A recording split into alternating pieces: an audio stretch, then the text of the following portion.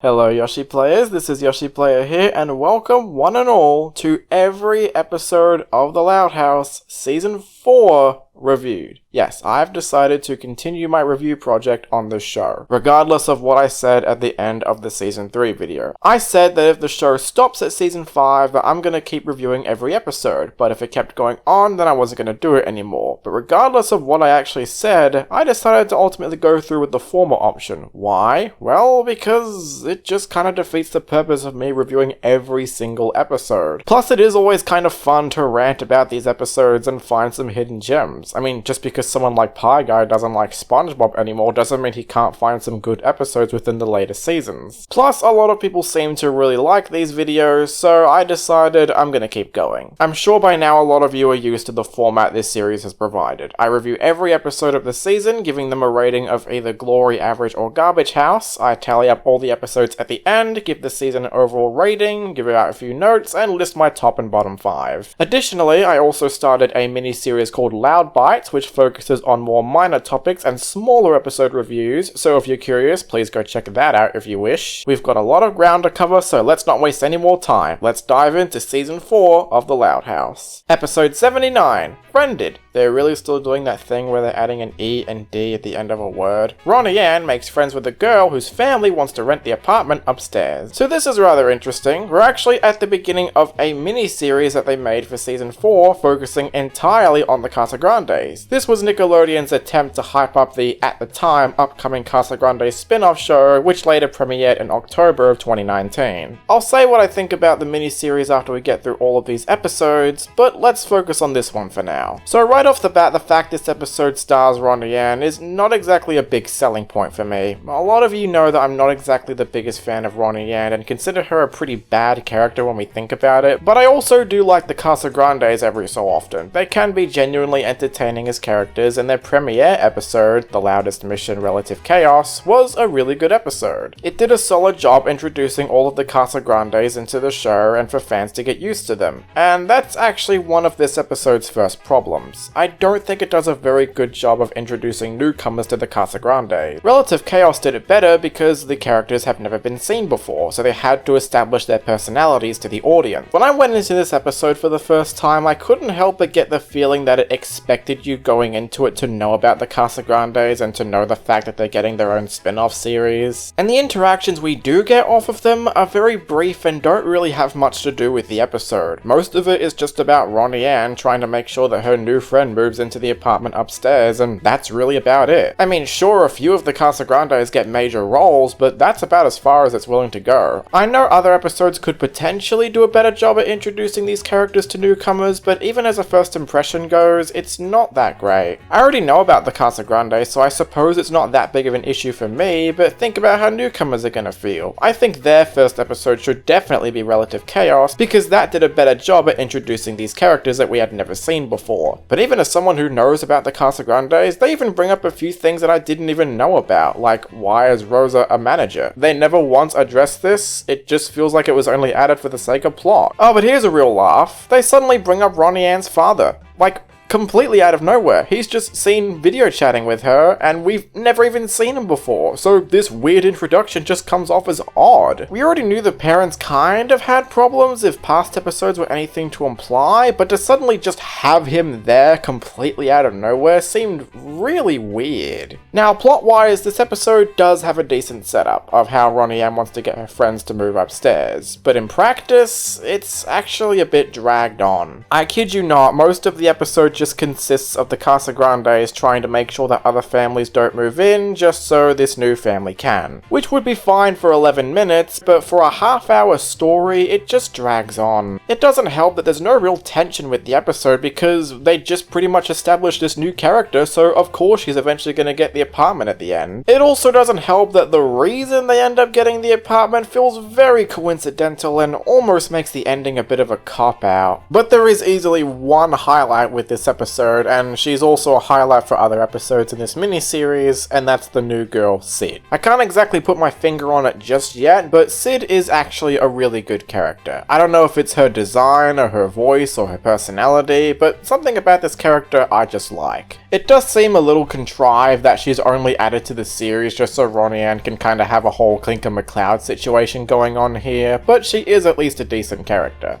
Oh, and speaking of Ronnie Ann, I should also bring up that she has a new voice actress in this episode, and she's okay. She does do a better job at making Ronnie Ann sound more like an actual kid. So in conclusion, I don't really think this episode is good or bad, it's perfectly average. The introduction feels a little bit forced in terms of Casagrandes, there's some facts they bring up that make no sense, like Ronnie Ann's father, but Sid is a really good character, and the Casagrandes themselves are still pretty likable despite the story they've been placed into. It puts this miniseries off to a pretty okay start, though I hope it does get better. Episode 80A, Power Play. Ronnie Ann spearheads a family effort to cut back on usage so Hector and Rosa can go to their anniversary trip. Right off the bat, this episode has a much more understanding conflict and reasoning for why the family wants to cut back on usage than the greenhouse. Because here it's more about getting their grandparents to go on an anniversary trip rather than some school project or doing it over some fucking polar bear. Oh, and also the fact that Laurie has to bring up the events of that episode was not that helpful. But yeah, the Casagrandes are far more likable here than the Louds were in the greenhouse, and even when they are told to cut back on usage, they don't make that big of a deal out of it and are willing to do it. So story-wise, the episode's actually pretty good, and the characters are mostly likable. But is it a good episode? Well, not quite. When it comes to writing, it's not that funny. Some of the jokes did get a little bit of a laugh out of me, like how the dog is made to look like some kind of model, but that's really about it. It's not that most of the jokes were bad, they just weren't that funny to me. I could easily see them as something kids would laugh at, but for me, it's just whatever. Although I will say this, the ending was a complete what the heck moment, where it turns out the only reason the family got such a high bill was because Sergio, the bird, was holding parties at the shop every single night. And like, only now Ronnie Ann knew about this, but the more questionable thing is, why the hell is Sergio holding a party? I know this bird can talk, but that doesn't mean you should have him acting like a regular human being. That takes away from the joke. I think it's mainly that ending, combined with the fact that jokes aren't that funny, is pretty much the reason why I don't think this is a great episode. It's still average, and it's still watchable. It's probably something I can see myself coming back to in the future, and to be fair, I don't blame other people for enjoying it, but for me, I don't think it quite scratches that threshold. Maybe if the ending wasn't so bizarre, or maybe if the writing was a little better, it could have been good, but as it is, it's still watchable, but nothing to write home about. Episode 80B, Room for Improvement. Desperate to find a place of their own in the building, Ronnie Ann and Sid find a hidden room in the laundry area. One thing I really like about this episode are all the residents in the apartment. It's kinda nice to get to know more about these people, and I know the reason they did it was just to establish some new side characters for the series, but as residents go, they are actually pretty likable. And from the beginning I knew they weren't interrupting Ronnie Ann and Sid just to be mean, they're just simply doing their usual activities, and the places Ronnie Ann and Sid find aren't really that great. It's more about them realizing that they have to share the apartment and can't just own one area to themselves. And as someone who typically tried to do that when they were a kid, I can relate to this episode a little bit. And it did lead to a few nice scenes with the two girls trying to help these residents. And it was also cute to see Sid hanging out with her little sister who happens to be named Adelaide, and they even make a joke about digging to Australia. However, I don't think that's quite enough to make this episode that good. I mean, the fact that Ronnie Ann and Sid are into K-pop, I really didn't need to see that. But that's the least of this episode's problems. It kinda drags on a bit. Not as much as something like Friend did, at least it's still only 11 minutes, but most of the episode consists of Ronnie Ann and Sid trying to find a place to hide, then it drags on into the second half where they're helping these residents out, and ultimately leads to them realizing, yeah, we need to share our space with other people. It's not that the plot itself is badly executed or that it's offensive, it just kinda drags on a bit, and I wish there were more stakes with this episode. If that were the case, I could easily give this episode the glory house, but as it is, it's yet another average house episode. I think it would have been way more interesting if we got to know more about the residents and less about Ronnie Ann and Sid trying to find a room so they can do their stupid K-pop dance. I don't know if the actual spin-off show does more with these side characters, but if they do, that is a good sign, I suppose. Episode Episode 81A, Role Model. Carl begins to act like Ronnie Ann after witnessing her saving a dog. When it comes to episodes about characters looking up to another person, they aren't usually that good, because the execution is usually the same, where one person admires someone and that person in question gets annoyed by it and they try to back them off and some moral is learned or something like that. But the bad news is, when it comes to Loud House's take on that story, it's actually one of the worst examples, and the main reason for that is Carl is really creepy. Well, I shouldn't say really creepy, he does kind of start out a bit stupid with how he keeps looking up to Ronnie Ann, but the actions he does later on include him dressing up like Ronnie Ann, him wanting to sleep in the same bed as her, and even wanting to go to the bathroom with her. Yeah, this went from him being kinda dumb to him being flat out creepy, and that's really unsettling. The worst part about it is that Carl isn't even Ronnie Ann's brother. If he were, maybe this would be okay, but no, he's just her cousin. And what's actually funny is that the episode teaches Ronnie Ann that she should act more like an older sister to him. But why should she have to do that? She's not his sister, she's his cousin. I know they could just be doing this to establish some new sibling love between the characters, and I'm totally fine with that if the execution didn't make me feel so unsettled. Every time I had to see the part of Carl wanting to sleep in Ronnie Ann's bed or going to the bathroom with her, it just made me feel really unsettled. And then the episode tries to excuse this by showing us a flashback of Ronnie Ann copying Bobby when they were younger, except the activities they do show are something that every kind of group can do. I don't see that as copying, it's just Ronnie Ann doing the same activities as Bobby, so it's a poor excuse. And by the end of the episode, Carl has learned absolutely nothing. He begins to admire someone else, so the whole thing about him not trying to do that is completely thrown out the window. If you want to do an episode like this better, then you should do what SpongeBob did with Big Pink Loser. In that episode, the reason Patrick was copying SpongeBob was because he thought if he did it, he would earn a trophy. From Patrick's point of view, it seemed like what SpongeBob doing was enough for him to get a trophy, so he thought maybe if I do the same things, then he'll get an award as well. If it was him trying to get her to teach him how to be more heroic, maybe that could have been better, but the fact they had to go this route with Carl acting really creepy is what really singes this episode for me. Which means, you guessed it, this is a Garbage House episode. If I wanted a plot like this, I'd just go watch Big Pink Loser, which I actually think was one of the better uses of this trope. And heck, I'm sure there's probably other better examples out there that isn't this. Episode 81B, No Show. Ronnie Ann becomes hooked on her family's favourite telenovela, but tries to keep it a secret. It's funny that we go from one episode that copies a SpongeBob plot to another episode that copies a SpongeBob plot, except in this case, it's now ripping off just one bite, where a character says they don't like something, but then it turns out they do, and try to keep it a secret. Except just one bite did this better because they had Squidward acting like a jerk, so when he did get his torment, he rightfully deserved it. Here, the only thing they do is have Ronnie Ann make a big deal about how she doesn't like the telenovela, which, now that I think about it, kinda reminds me a bit of GarageBand, which isn't a good sign. The other big problem is that Ronnie Ann's solution is so easy. If she wanted to watch the telenovela without her family knowing, why couldn't she just go to Sid's? The funny thing is, the episode never addresses Sid once. They don't have her think,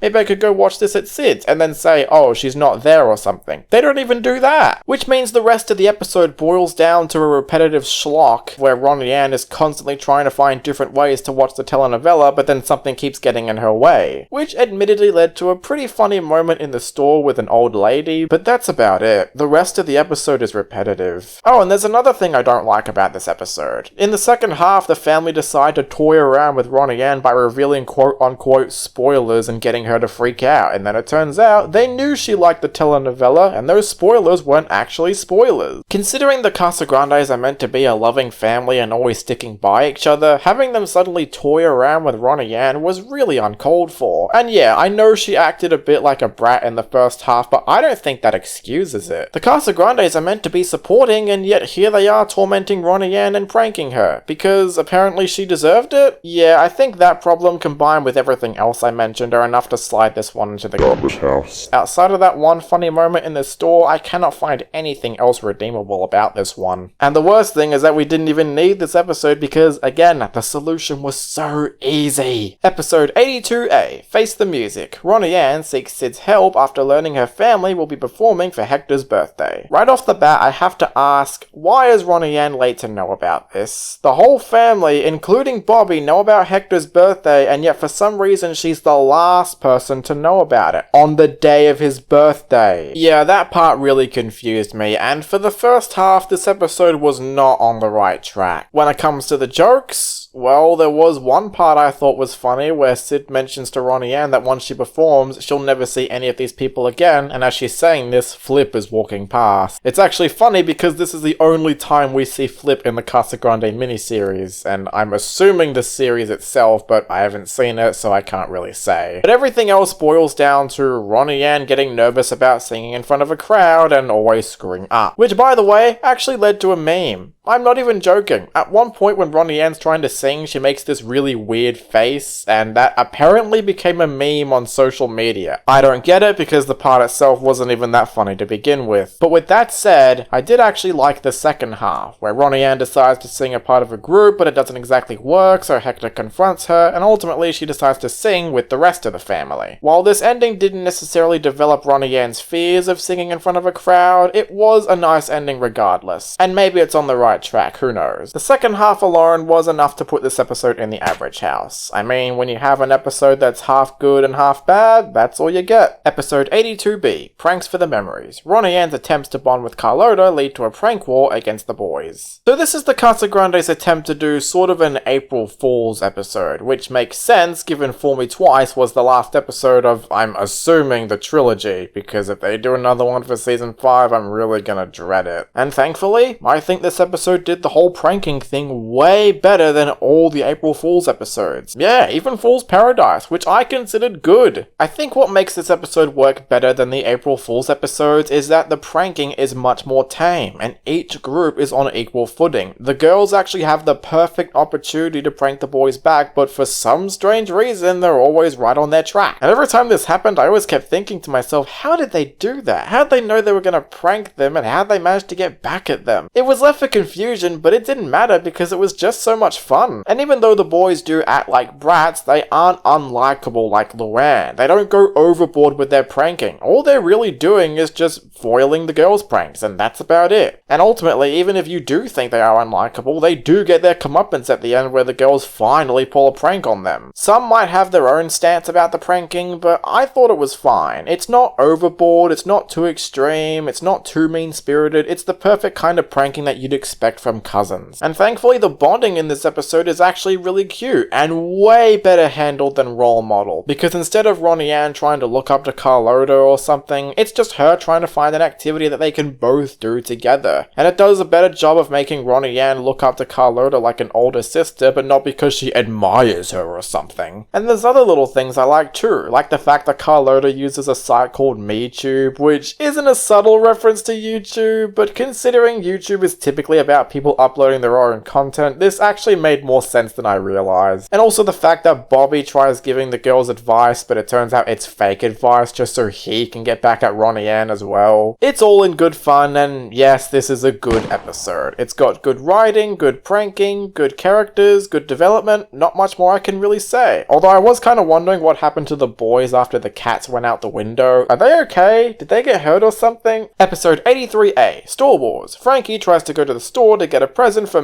Oh, wait, oops, wrong show. When a fancy grocery store opens on the block, Bobby rallies the family to do everything they can to compete. So a competition episode sounds like a lot of fun. How both stores are trying to compete against each other so one won't overshadow the other. I've seen plenty of shows where they do this, and this could have led to a really fun episode. Unfortunately, the episode doesn't even do that. All it is just Bobby getting the family together so they can try to compete and get them to do different roles, and they get sick of it because Bobby's making them work overtime, and then he becomes a really mean leader, and it just lacks any tension. Where's the fun in just having a management story? Why can't it be more about the competition? Yeah, I know it wouldn't exactly be original, but it would be way more fun than what we get here. Plus, the stakes are very low. We aren't exactly shown what could potentially happen if this store takes over, and it seems like things are way too soon to judge to say if the store's gonna shut down. So it only makes the whole episode just just feel even more pointless. The Foster's episode wasn't about competition either, but it had characters doing different things at the store to stir up even more chaos, and it was a funnier episode because of that. And the writing isn't that funny, since most of it boils down to Bobby being a jerk and everybody trying to work hard, and that's about it. And then the bad jokes are topped off with a fart joke from a dog.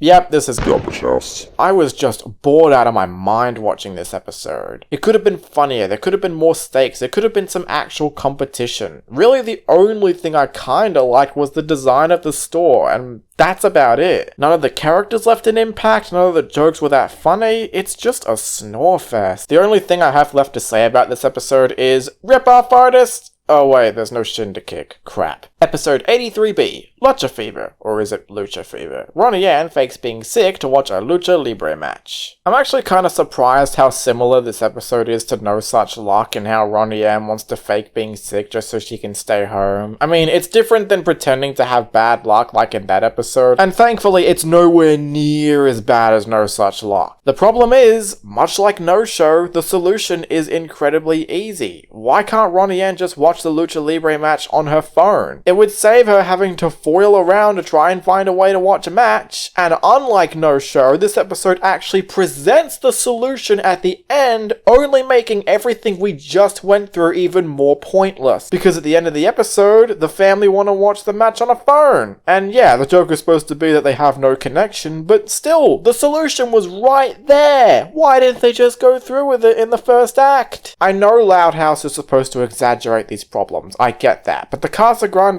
were not the right characters for this because they're nowhere near as chaotic as the Loud. At least with the Loud House, I understand them exaggerating a problem because the family itself is chaotic. They often take a normal problem and make it exaggerated. That's part of the fun. But the Casagrandes are nowhere near as chaotic as the Louds, so when they present a problem that is easily solvable at the very end, it only makes everything we just sat through even more pointless. I did like seeing Rosa come home to try and take care of Ronnie Ann, and that was probably the only good thing about this episode. Even when you take that aside, the whole thing is boring. It's just Ronnie Ann scrambling around to try and find a way to watch the match, and that's about it. That's all you get when it comes to comedy. I'm gonna say it, this is Garbage House material. And you know, sometimes it is actually kind of hard giving an episode that rating, because there are clearly good things being said here. And like I said, it's not as bad as No Such Luck, but when the solution is presented at the end of this episode, making the whole thing feel incredibly pointless, there's pretty much no reason for me to sit through it. So, that was the Casagrande miniseries. Like I mentioned earlier, it's pretty much Nickelodeon's attempt to hype people up for the, at the time, upcoming Casagrande spin-off show. So what did I think of this miniseries in general? Honestly, not that good. And it's not just the fact that it has 4 garbage, 4 average, and 1 good, it's the fact that this whole thing feels incredibly pointless. They took episode numbers that could have easily gone to the Louds and decided to give them to the Casagrandes all for the sake of hyping up the spin-off show. But honestly, I think this problem could have easily been fixed if they just put the episodes a part of the spin-off series as sort of an early preview kind of thing. But that's not the big problem, I'm just addressing something they could have done better. The big problem here is that these episodes do nothing to make themselves distinct. What do I mean by that? Well, let's just take a look at the concept for the Casagrandes. It's about a large family that lives in the city. Does that sound familiar? Yeah, it's the same as the Loud House, obviously. But if you're going to do a spin-off series, or mini-series in this case, then you have to make it more distinct. Make it different than the show that we're currently watching. But these episodes are not that distinct, because not only do they have a very similar concept, but execution-wise, they're about the same as other Loud House episodes. When I reviewed The Spies Who Loved Me back in Season 3, I mentioned that the episode didn't even really feel like a Casagrande episode because if you put that plot in the Loud House, it would probably play out the same. If you replaced Ronnie Ann with Lincoln and the Casagrandes with the sisters, then the episode would play out the same, and that's pretty much the same here. While it didn't necessarily hurt the quality of the episodes themselves, it still didn't do anything to make them distinct. I mean, an episode like Role Model would probably do something similar with Lola and Lenny if we really think about it. The point is, it's not bad seeing different episodes about the Casagrandes. Like I said, it is good to see them every once in a while, but if the episodes do nothing to make themselves seem distinct, then it just makes it feel like a copycat. And yeah, I know it's a spin-off series, so I shouldn't really be looking too deeply into it, but if they're not even going to do anything to make it seem distinct, then there's no point in me watching it. Oh, and there's another thing that I really do not like about this miniseries. According to the wiki and people who work on the show, this miniseries is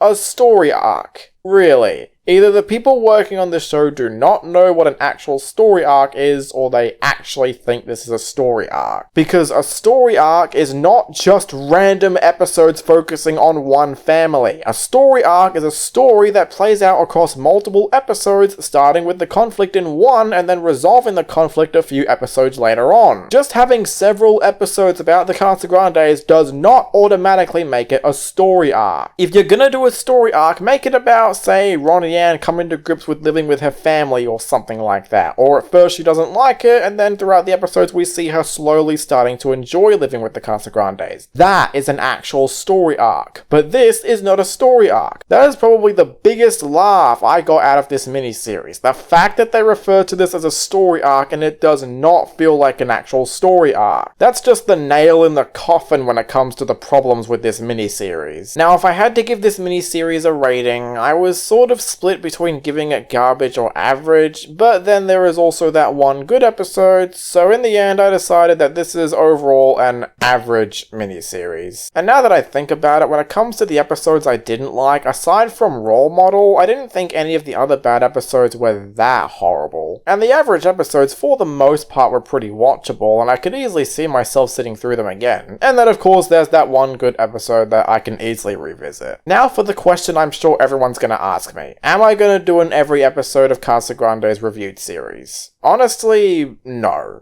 Given what I just said about this miniseries, I can't see myself reviewing the Casagrandes anytime soon. This project is literally called every episode of The Loud House Reviewed. I'm talking mainly about the show, not the whole series. I mean, even when I get to something like the Loud House movie that's coming out next year, I'm probably not even gonna do it in the every episode format and review it in something like Animation Explosion or Let's Tackle. The whole point is to review every episode of this show, not every episode of everything that comes out of the Loud House universe. Maybe at some point I will come to grips and review the series, but at this point I don't think I'm gonna do it. And I don't think you need to rely on my reviews if you want to watch the Casagrandes. If you do want to go watch it, go ahead, I'm not stopping you, but that doesn't mean I'm gonna review it. Maybe I will at some point if I feel like it, but at this point I don't think I'm gonna do it. Don't let that stop you from watching the series if you want to, but for now I'm just gonna stick with Loud House. And speaking of Loud House, I better go see what the Louds are up to. Let's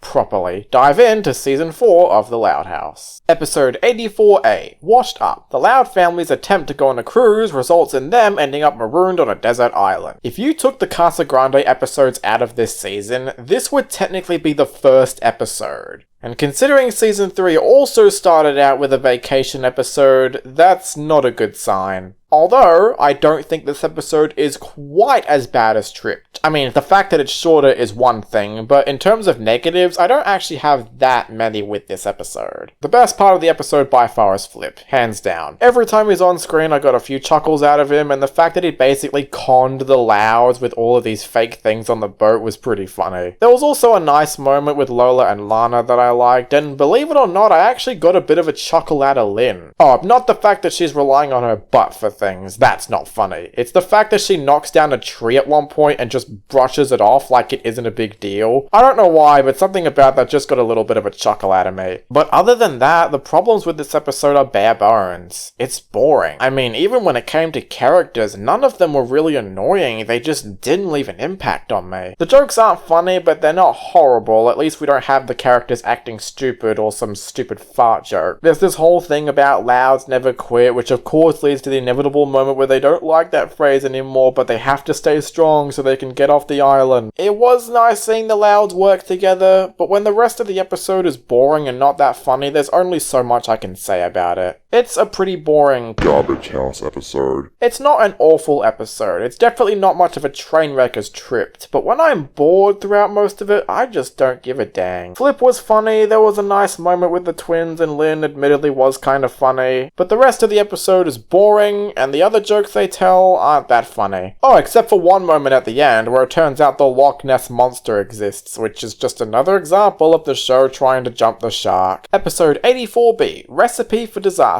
Lincoln and Clyde investigate when they discover a frozen food company using Lynn Sr.'s recipes. So savvy-centered episodes can go one way or the other. They can either be enjoyable and have a decent mystery, or they can be very mean-spirited with unlikable characters. This episode is kind of a mixture of both. Well, sort of. There is definitely more positives here than Sleuth or Consequences, but not quite up to scratch to make it as good as Crimes of Fashion. The mystery for the most part was actually pretty good, because it turns out Lynn Sr.'s teacher actually works at this frozen food company, and that's the reason they're using all the recipes, as she was the one that taught him all the ropes when it came to cooking. But whereas the mystery is good for the most part, everything else is kinda lackluster. Lincoln and Clyde, once again, aren't the most interesting pair, but they also aren't annoying either. The jokes they tell, on the other hand, aren't very good. There's actually one part in this episode that felt a little bit distasteful, where Lincoln and Clyde try to examine Lynn Sr.'s friend, who I forget the name of, and he pulls off the excuse that he has a dead aunt, and then Lincoln and Clyde are all like, "Oh, the old dead aunt excuse, give me a break." I know the joke's supposed to be that they didn't realize that his aunt actually died, but having them question him like that felt very distasteful. Then the rest of the jokes are about Lincoln and Clyde dressing up as different people to try to get into this company, which result in pretty lackluster slapstick that feel too unrealistic for this world. And even though the mystery for the most part was pretty good, the ending is actually kind of dumb, where it turns out the person who had the book in the first place was Lenny. Why does she have the book in the first place? At first I thought it was because she didn't know it was Lynn Sr.'s recipe book, but Lynn Sr. also mentions that he has the book in his kitchen at all times. So how did she take it without knowing it was a recipe, and how did she take it without Lynn Sr. even noticing? And maybe Lenny forgot that it was a cookbook, but why does she even have it in the first place? She doesn't cook, that's Lynn Sr.'s job. So when you get an episode that's about half good and half bad, you get Average House. This episode could have easily been good if the jokes were a little better, or if the ending wasn't so forced and out of nowhere, but as it is, it's certainly watchable and nowhere near as bad as Sleuth or Consequences. Episode 85A, Present Tense. The Loud Kids seek the perfect gift for Lynn Sr.'s birthday. The plot of this episode is very similar to Picture Perfect, where the kids are trying to get something for their parents, or in this case, father. At least none of the sisters are unlikable in this episode like they were in Picture Perfect, where they didn't even seem to care about getting their parents something. So more likable characters must make for a better episode, right? Actually, no. I'm shocked to say, but this episode is actually worse than Picture Perfect. I mean, likable characters can only go a long way. We get a repeat of Flip's gag from Deal Me Out, but because the joke was already done in that episode, it's not exactly funny anymore. There was a little amusing gag where it turned out all the siblings bought pretty much every tie for Lynn Sr., but all the other jokes they tell are painfully unfunny. But that's scratching the bare minimum when it comes to problems. This whole episode is so repetitive. The plot basically plays out as follows. The siblings realize that their present isn't good enough, they go to the store to try to get them something else, they come back and realize their present isn't good enough because someone got something better for Lynn Sr. And I am not joking, this execution happens throughout the entire episode. We have to go back and forth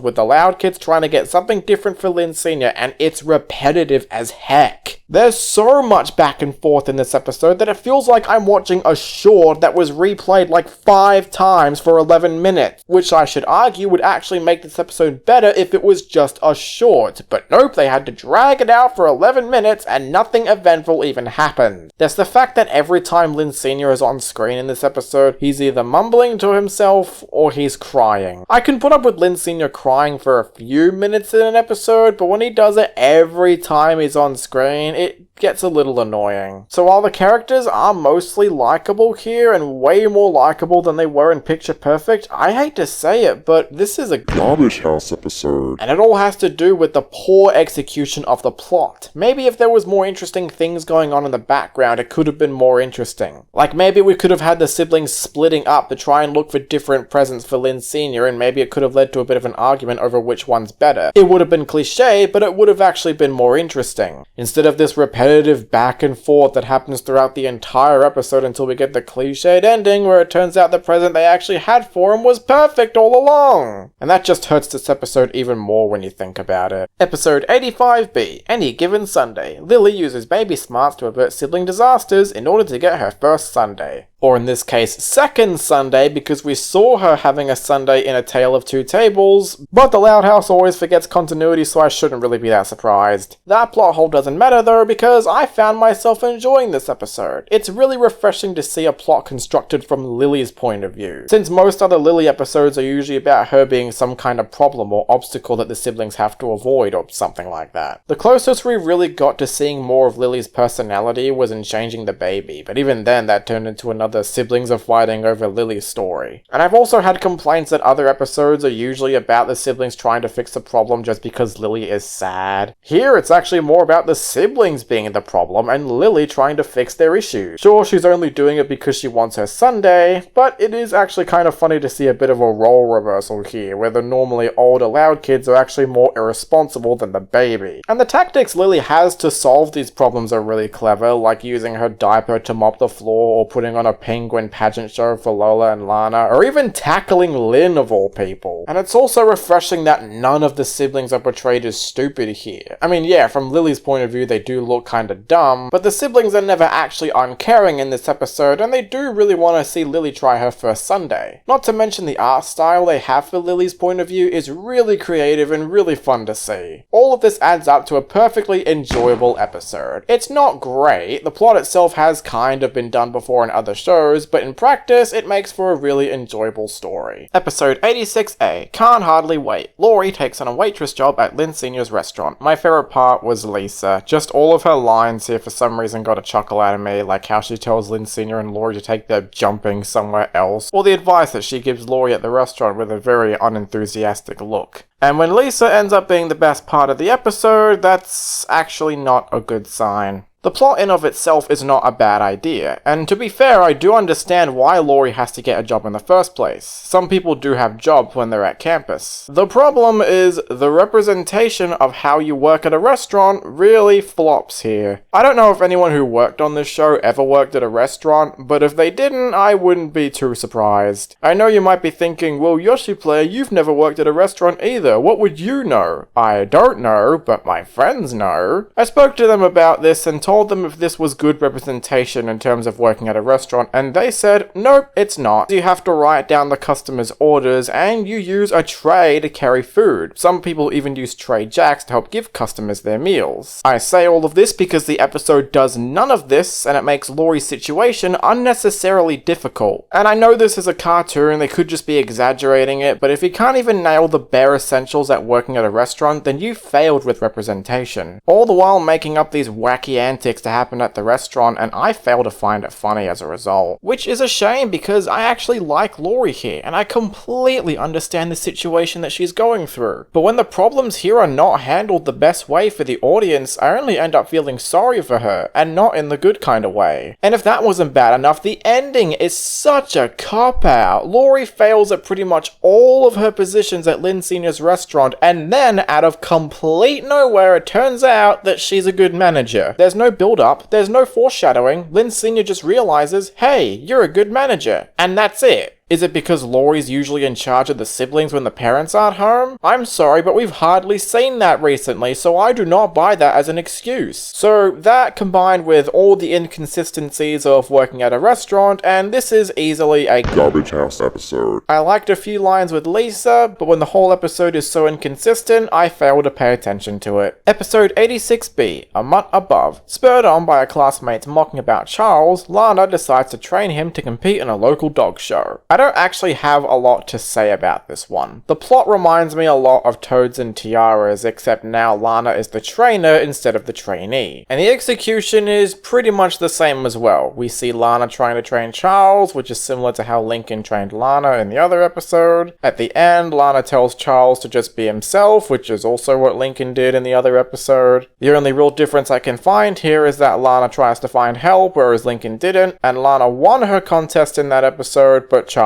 lost it. When an episode plays out pretty much the same as another, there's no real reason for me to come back to it. That's not to say a Mutt Above is a bad episode, but it's not really memorable either. The only thing I liked here was Lola. Her lines are pretty funny, I like how quickly she was able to train Charles, and I liked her ending line where she says, "You're walking away from a trophy? Who does that?" Anytime she's on screen, I'm either smiling or laughing a bit. The rest of the jokes, well, let's just say if you know about Lana and Charles, then you pretty much know what to expect. The ending is also predictable, where Lana tells Charles to just be himself, which feels really forced because it's at the very end of the contest and there's no real reason to do it at that point. I know it's supposed to teach us a moral, but you don't always have to have it to where the character learns a lesson and then they instantly lose the contest. And I kind of wanted to see Charles get back at this classmate that was mocking him. The fact that they don't even do that feels really weird. At the end of the day, A Mutt Above is an average house episode, but only because I liked Lola here. The plot itself is fine, but I've seen it before in another episode, so the standouts aren't really that unique. Episode 87A, Lovebirds. After Walt's failed attempt at romance, the pets try to find him a partner. So I was pretty stoked to see another episode about the pets. After how good the last one turned out, I was sure this one was going to be another success. And thankfully, it is for the most part. I wouldn't say I liked it quite as much as Pets Peeved, but for what it is, this episode is still pretty good. I think the big standout here is that the connection between the pets are a lot stronger than that of Pets Peeved, since here it's more about them trying to make Walt happy than them trying to kick out the new pet. So it gives them more of a chance to help each other stand out. So much so that none of the other characters really play a big role here, in that you never see their faces, which actually struck me as a bit odd, because this isn't a prequel episode and yet they don't show the kids' faces. I know they're trying to replicate the Tom and Jerry style, but if the other episodes showed their faces, I don't know why this one doesn't. But the connection between the pets was so strong that I didn't really care.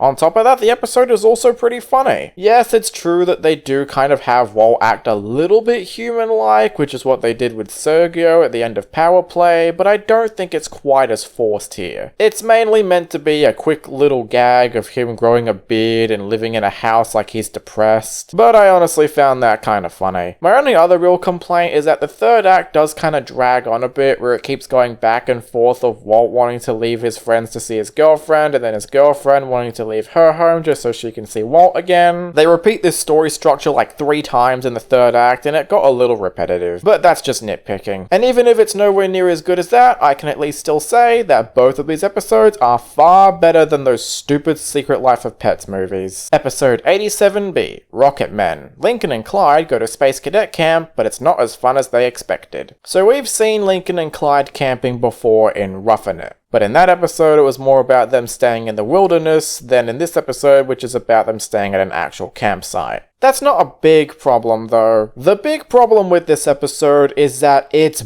boring. It is so unbelievably boring. So boring that I actually fell asleep to this one. Yep, the second time I've done it since Absent Minded back in season 3. Now, unlike that episode, I remember the specific time I watched this one. It was kind of late at night, so maybe that's the reason I fell asleep. But if I could stay awake for the last few episodes I just talked about, and even the ones after this one, then that's not a good sign. I mean, not only is this another Clinker McCloud episode where both characters pretty much agree with each other on every front, but the plot itself is played out so straight. We get them going to camp, they don't like it, there's something they're afraid of, they do it, and then they suddenly like camp, the end. And a lot of this episode is just a waste of time. We see Lincoln and Clyde trying to convince their parents to let them go to Space Cadet Camp, and then they do all these activities that pretty much have nothing to do with the whole episode, and then they become worried about doing this big activity, so they try to escape, behave, but oh no, they suddenly end up on this activity. It's played so straight. There's no stakes, there's no tension, it just plays out completely straight, and I am sick of it. And the ending is such a cop-out, and it actually kind of reminds me of the ending of Raw Deal, which I now consider to be one of the worst episodes of the series, where Lincoln and Clyde pretty much hate Space Cadet Camp for the whole time, and then as soon as they do their spaceship activity, they suddenly love it and they want to stay. Look, I know Lincoln and Clyde are kids, and the exciting aspects are usually what enough to compel them to stay, but after all the bad activities that were going on, I doubt they would want to stay after one thing they did that was fun, which now gives this already boring episode a cop-out ending. Great. I think it's pretty obvious that this is an extremely boring garbage ass episode. The only thing I liked was seeing the Loud and McBride parents interacting with each other, but that only takes up about a minute of the episode's runtime. When the rest of it is spent with Lincoln and Clyde doing these boring activities at Space Cadet Camp, I just zone out. I may have fallen asleep on my first watching, but on constant rewatches, I almost zoned out. That's just how boring this episode is. Episode 88A, A Grave Mistake. And I can tell you right now, that title sure does fit. Lucy and Haiku compete to be the new president of the Young Morticians Club at school. I'm not gonna dance around the bush with this one, I'm not gonna build something up. If you've been paying attention to my social medias for a few months now, then you'll know that this is one of my least favorite episodes of The Loud House. And months after it's come out, I have not taken that back. And I think now is as good a time as ever to really go over all of my big problems with this horrible train wreck of an episode. It pretty much ticks off all the common problems you'd see in a Loud House episode. First things first, the episode is not funny. I mean, this is another episode about goths, and if Fandom Pains couldn't handle those jokes correctly, then this episode isn't gonna do it either. All they do is just make the goths look like stereotypes and even give them traits like liking death, which is really ballsy because you know not all goths are like that. Secondly, none of the characters are likable. Lucy comes off as really selfish and just wanting to get her role as president at this Morticians Club. The rest of the members there don't leave any sort of impact, and Lincoln is completely pointless here, making some horrible jokes, including him dressing up as a goth and making it seem like he likes death, but oh no, he actually is scared of it. Which, believe it or not, actually got some controversy on Twitter. I find that kind of funny because even though it is a big problem, it's not the biggest problem, which leads on to my third major issue, the third act. I seriously think this is one of the worst third acts I have seen in the show yet. After Lucy becomes the president of the Morticians Club, we learn that a school mascot named Ricky the Rooster has died. Yeah, they actually say this rooster has died, which is kind of funny considering the show once said that it was never going to handle the subject of death, and now here they are handling the subject of death when it comes to animals. That part isn't too bad until we get to the funeral scene. Yeah, Lucy decides the only way to earn extra credit in her club is by hosting a funeral. And considering this is Loud House, which always tends to make these topics humorous, you can imagine it goes about as well as you think. The difference? It's even worse than I imagined it would be. And the first big joke we get during this funeral scene is that Lincoln brought chicken nuggets. Seriously, how stupid do you guys think Lincoln actually is? And yeah, I know the joke's supposed to be that it was chicken nuggets and it was a horrible thing for him to do, but it still feels out of character for him anyway. And then Lucy decides to catapult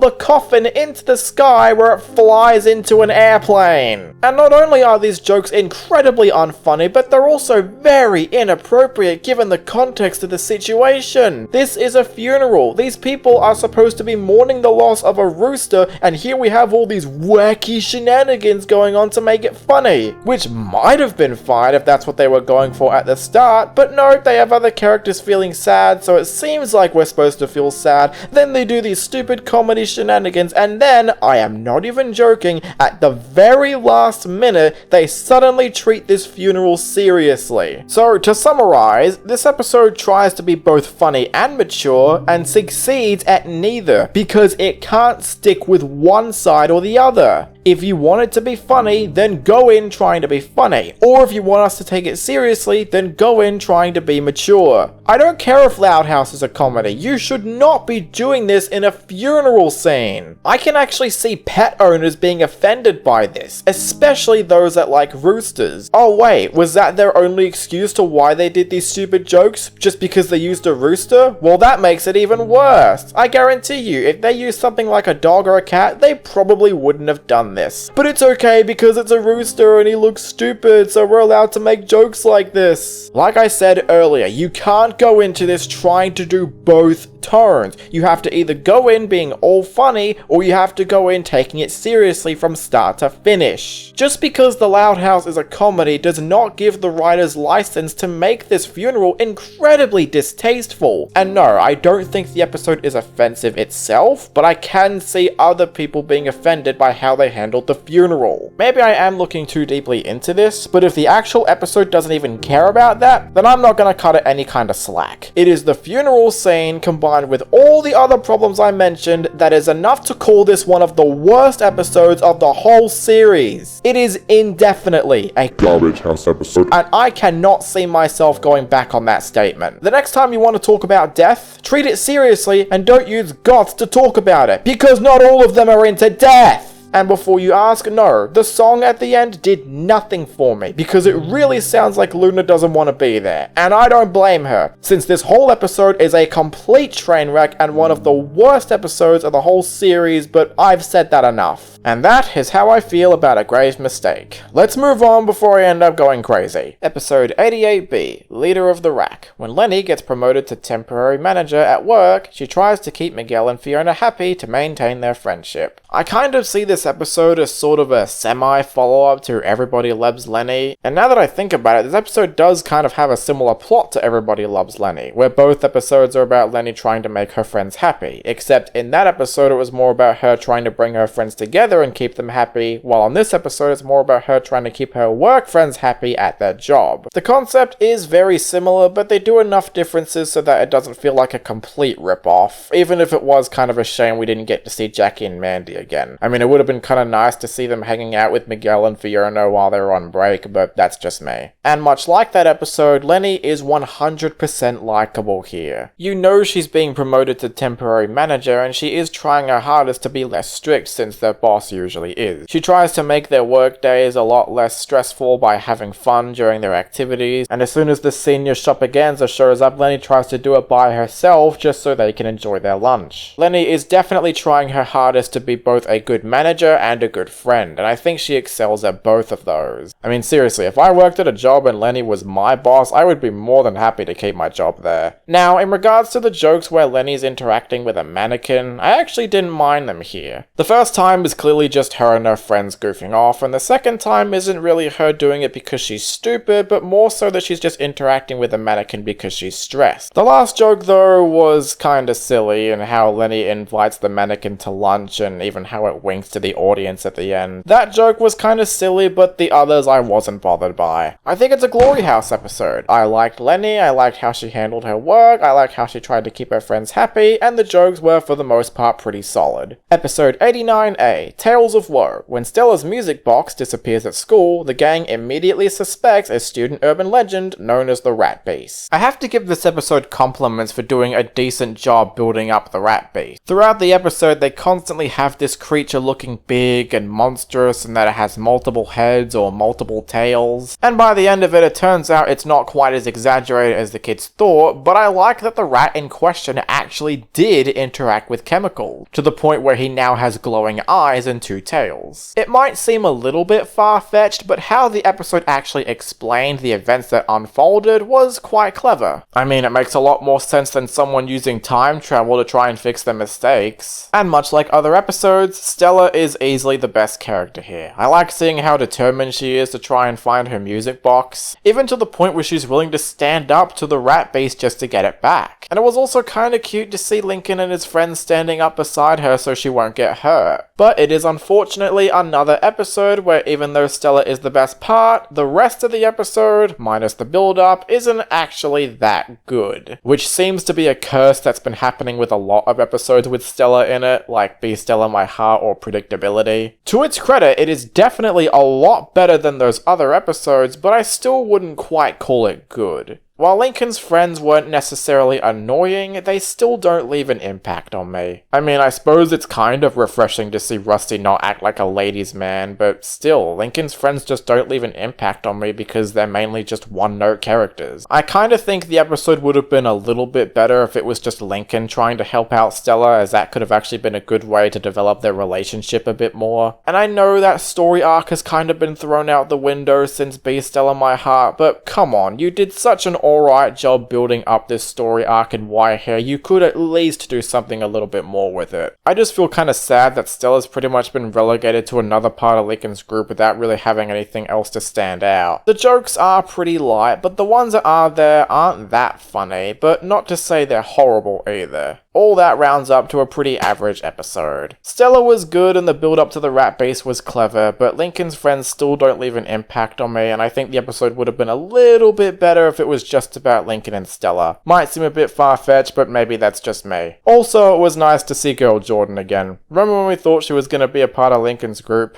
If only. Episode 89B, Last Loud on Earth. After a night of zombie movies, Lincoln and Clyde find an empty loud house and assume it's a zombie apocalypse. Believe it or not, this was an episode I started out really disliking, but as time went on, I actually started to notice a lot more positive aspects with it. In fact, before I started working on this video, I even got Animation Fan to do a Garbage House variant of the object for the slide. But as time went on and I started rewatching this episode a bit more, I honest to God thought I was being too hard on it. I don't think it's a good episode, mind you, but I certainly don't think it's a bad one. Because like I said, there are actually a lot of things I like here. I like the reason why the family went home, because there was a bad storm the night before and they all went to the mall for safety. There were a few parts I found funny, like the few lines from Lola or how one of the zombies at the end turns out to be Flip, and now that I think about it, this episode actually has a really good atmosphere, making every location seem really creepy and mysterious because it's night and there are these mysterious figures chasing after Lincoln and Clyde. And because of that, this horror-themed episode is immediately better than Gears for Fears. Unfortunately, whereas those parts I liked, the rest of the episode kind of lets it down. I mean, it is another Clinker McCloud episode where both characters pretty much agree with each other on everything and even think the same thing, so they're still not an interesting duo. But worse than that, for whatever reason, when the mysterious figures, who turn out to be the fathers, are looking for Lincoln and Clyde, they're acting like zombies. I mean, yeah, the raspy voices I can understand because they were calling out to Lincoln and Clyde, but them walking around and moaning like zombies made no sense. They're not sick, there's no bad weather, so why are they acting like this? Just to add some unneeded tension to the episode? I thought the dark atmosphere handled this way better, so to have the fathers suddenly acting like zombies is really exaggerating it. Maybe it would have been more interesting if Lincoln and Clyde were trying to hide because they thought these mysterious figures were actually random strangers who were out to get them or something. Did it really have to be zombies? I know it's a cartoon, I know it's meant to be silly, but you could at least offer a little bit of an explanation onto why the fathers were acting like this. So while at first I thought this episode was kinda bad, on rewatches I realized it's actually not quite as bad as I thought and I was being a little bit hard on it. It's ultimately an average house episode. Some good jokes, a decent build up, and some good atmosphere was enough to keep this from being a bad episode. Episode 90A, Storm Monitor. Worried that his teacher has bad things to say about him, Lincoln tries to delay his parent-teacher conference. Fun fact, Girl Jordan appears in this episode with her original look. Yeah, this is something I really should have brought up in the last few videos, but I don't understand why the animators keep flip-flopping between Girl Jordan's design. 1 second using her normal design, and then the next second using her older, shorter design. I swear it almost feels like the animators just don't care about Girl Jordan. I would if I was working on this show. Anyway, what's funny is that I kind of consider Girl Jordan's design to be a bit of a metaphor to this episode's execution, because the whole thing feels really forced. First off, the plot is extremely predictable. Lincoln's worried that his teacher's gonna say bad things about him, and then big shock, she actually has really good things to say about him. Gee, I wonder who could have seen that coming. And sure, a predictable plot isn't always a big problem, problem, but if the episode itself is going to play out exactly how I imagined it, then that does not help things. The jokes are also incredibly forced, including the worst running gag here, where Rusty is dressing up as Mrs. Johnson, and everyone, and I really do mean everyone, thinks it's her. Even Lincoln's parents don't know that's Rusty. How do they not know that's Rusty? They know who Zach is if interacting with his parents was anything to go by, so how the hell can they not tell the difference? Is this just trying to showcase to me more and more that the parents are kind of idiots? And then to seal the fate even more, Lincoln, after going through the whole episode not wanting his parents to go to the teacher's conference, suddenly learns his lesson at the last millisecond. There was no build-up, no foreshadowing that he was going to learn something, he just learns it because he was suddenly caught or something. Why? Why do you have to have Lincoln learning a lesson? We already know he's going to get punished for it, so what's the point? This whole thing feels like a first draft, where they wrote it on their first attempt and they thought it was good enough. Were 2 or 3 more rewrites seriously not good enough for this one? It's the forced execution that ultimately leads to this being a Garbage House episode. I just cannot believe how forced this episode feels. It's one thing to have a bad episode, but it's another thing to have an episode that feels like no care went into it at all. Episode 90B, My Pimple Plan. Luann tries to pop her pimple before her date with Benny. That's literally it. I'm questioning the need to make this plot into an 11-minute story when they could have just easily made it a short, but whatever. You all know that I didn't go into this episode with high expectations. After how bad Stage Plight was, I was not ready for another episode about Luann and Benny. But you know what? First impressions aren't always that good, so it gives the writers a chance to hopefully make this couple more interesting. So, did this episode do that? Nope!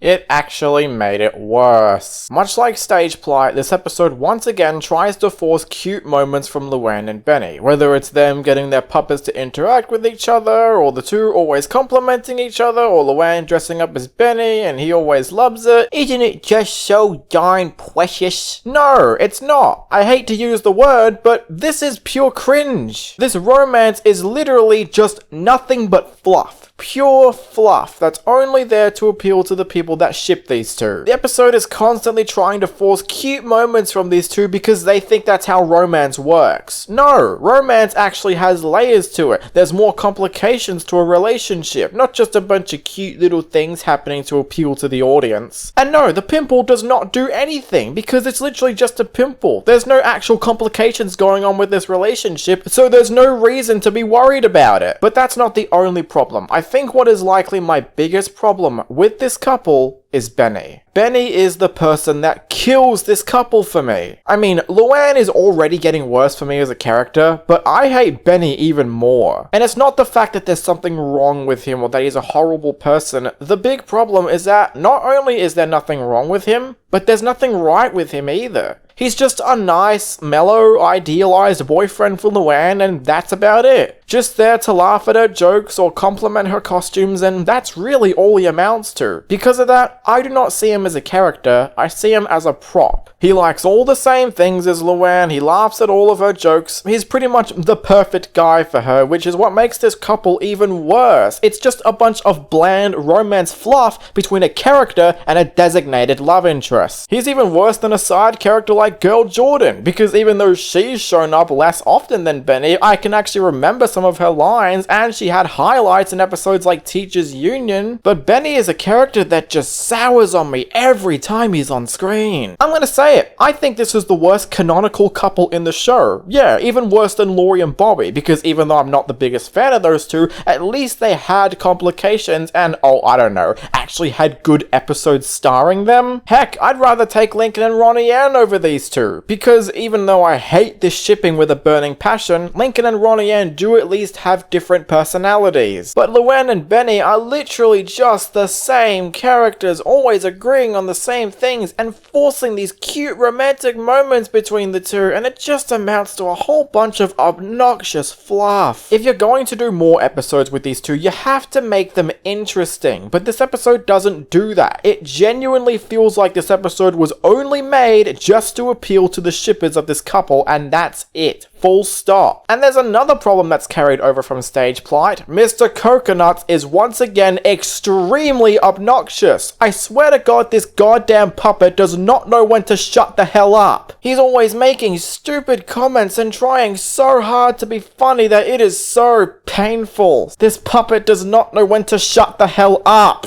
Urgh. The siblings are also here, and they left absolutely no positive impact on me. It seems like they're only there just for stupid jokes, and that's it. Even the gag with Lola and the perfume got on my nerves. It's pretty safe to say that none of the jokes in this episode were funny. The only thing that got a mild nose laugh out of me was how Luna was the only one that didn't want to pop the pimple. The rest of the jokes either boil down to stupid slapstick or awkward romance or more stupid lines from Mr. Coconuts. And what really nails the coffin is that because this is an episode about wanting to pop a pimple, guess where it goes? Luann is so afraid of Benny seeing her pimple, but it turns out, oh, he's still gonna like her even though she's got a pimple. Gee, who could have seen that coming? What's even funnier is that the episode actually states this moral halfway through, and we still gotta put up with all of this romantic fluff. The kind of stupid fluff that's getting thrown in the Garbage house. I actually hate this episode a lot, and I cannot believe how much it annoyed me when I watched it again. It effectively killed off any hope I had left for Luann and Benny, and I will dread the next time they decide to make another episode about these two. And how fitting that the ending of this episode carries over another big problem from Stage Plight with that stupid ending where it's implied that the puppets are actually alive. Yep, just the kind of ending that we needed for this disaster of an episode. Episode 91, Kings of the Con. Eager to be named Kings of the Con at the Ace Savvy convention, Lincoln and Clyde convinced the sisters to go with them as the full deck. Right off the bat, I have to say that this episode felt like such a wasted potential. We finally have a half-hour Ace Savvy special, and it's still focused on the real world. I'm just saying, if they're gonna keep having all of these sequences of the characters actually being in the Ace Savvy world, I would love it if a half-hour special was just focused in an alternate dimension where the characters were actually their superhero identities. But the main reason I wanted an episode to take place in an alternate dimension is because the episode we actually got here is awful. Like, really awful. And believe me, it's not because of the story. I mean, it's not necessarily a bad one, but it could have had a lot of improvement. It's just Lincoln and his group trying to make themselves look good for a movie, and that's really about it. There's not much excitement in this story. The problem is that all of the characters, and I really do mean all of them, are unlikable in each their own ways. Let's start with Lincoln and Clyde, who everybody say are the worst characters in this episode, and how they try to start a false mystery in the second act just so they can make themselves look good by trying to solve it. And while I'm certainly not going to defend Lincoln and Clyde entirely for that act alone, I don't think they're the worst characters in the episode. They actually become the most sympathetic characters. These two boys have been fans of Ace Savvy for a very long time, and they are trying their hardest to be in this movie, but they are completely overshadowed by the sisters, and it just kind of makes me feel sorry for them. No, there are actually characters worse than Lincoln and Clyde. Let's first start off with the sisters, who, yep, I actually hate more than Lincoln and Clyde, because like I said, even though the boys are trying their hardest to be in this movie and make themselves look good, the sisters are always overshadowing them, and they're not even fans of Ace Savvy to begin with. And no joke, the only reason they're doing this is just so they can be in the movie, and that's it. Not because they're actual fans of Ace Savvy, oh no, that's too much to ask for, it's just for the fame and fortune. And before you ask, no, it's not implied like it was in Pulp Fiction. Here they actually acknowledge that the only reason they're coming to this convention and making themselves look good for a movie is just for fame and fortune and not because they're fans. Seriously, that fact alone makes the sisters more unlikable than Lincoln and Clyde. And I don't care about what they do in the second act, that does nothing to redeem them for how selfish and one-dimensional they are. And since this episode is for some reason trying its hardest to make the sisters look sympathetic, it has to flanderize Lincoln and Clyde to make them look more like butt monkeys. Again, I'm not defending them for what they do in the second second act, but I cannot help but feel sorry for these two because unlike the sisters, they are actually fans of Ace Savvy and they are trying their hardest to be in this movie. Not because of the fame and fortune, but because they're fans, passionate fans, and they want to support the series. And the only other characters that are worse than Lincoln and Clyde are those fucking judges who feel more like idiotic authority figures. Seriously, I hate these judges so much. They are completely biased towards Lincoln and Clyde and automatically favor the sisters for no reason at all. And every time something bad goes wrong with Lincoln and Clyde, they always have to give them the evil eye and think they're stupid for trying to do it. Even though everything that's caused by Lincoln and Clyde is out of pure accident and not because they actually wanted to do anything wrong. You could even argue that that's the reason Lincoln and Clyde are doing their scheme in the first place, because the whole world is looking down on them and they have no choice but to initiate their plan. Or because the sisters are being one-dimensional and shallow, and because of how fucked in the head the judges are. Then all of this leads to an action sequence at the end, which does turn out to be the best part of the episode, but then after this, the judges instantly favor Lincoln and Clyde for no reason at all. It's like it takes one peek at this action sequence for the judges to instantly favor these two and not actually looking deep into it. All the reason just so they can have Lincoln and Clyde confessing that they made this whole thing up. This plot is filled with contrivances just to move the story forward and to have these stupid moments play out when they need to. And then after that cliched confession, Lincoln and Clyde are put in the movie, but as cat litter scoopers, and it looks like it's gonna be horrible for them, which feels like such a fitting ending for such a horrible episode. If it wasn't obvious, it's Garbage House. And I actually think this is the worst special of the show. Yeah, worse than Tripped. Because as much as I hate that episode, at least all it did was trying to tell a road trip story, and the worst that episode did was bad jokes and bad character progression. Here, everything sucks. The plot, the writing, the characters, the tone, everything. Everything about it sucks. If this was their way to finish off all the Ace Savvy episodes, then this sure was a fitting end. Kind of funny how the first Ace Savvy episode was horrible, and the last Ace Savvy episode is horrible as well. And I'm not just angered by how bad this episode is, I'm angered that we're 4 seasons into this show and they're still doing plots like this. This is why it would have been so much better to have some sort of alternate universe story where the characters were actually their superhero identities, because it would have done without the cliched story, the idiotic characters, and the less exciting sequences. At least the rating here makes more logical sense than anything those stupid judges do. Episode 92A, Good Sports. After discovering Mr. Grouse likes to watch sports, Lynn decides to join him.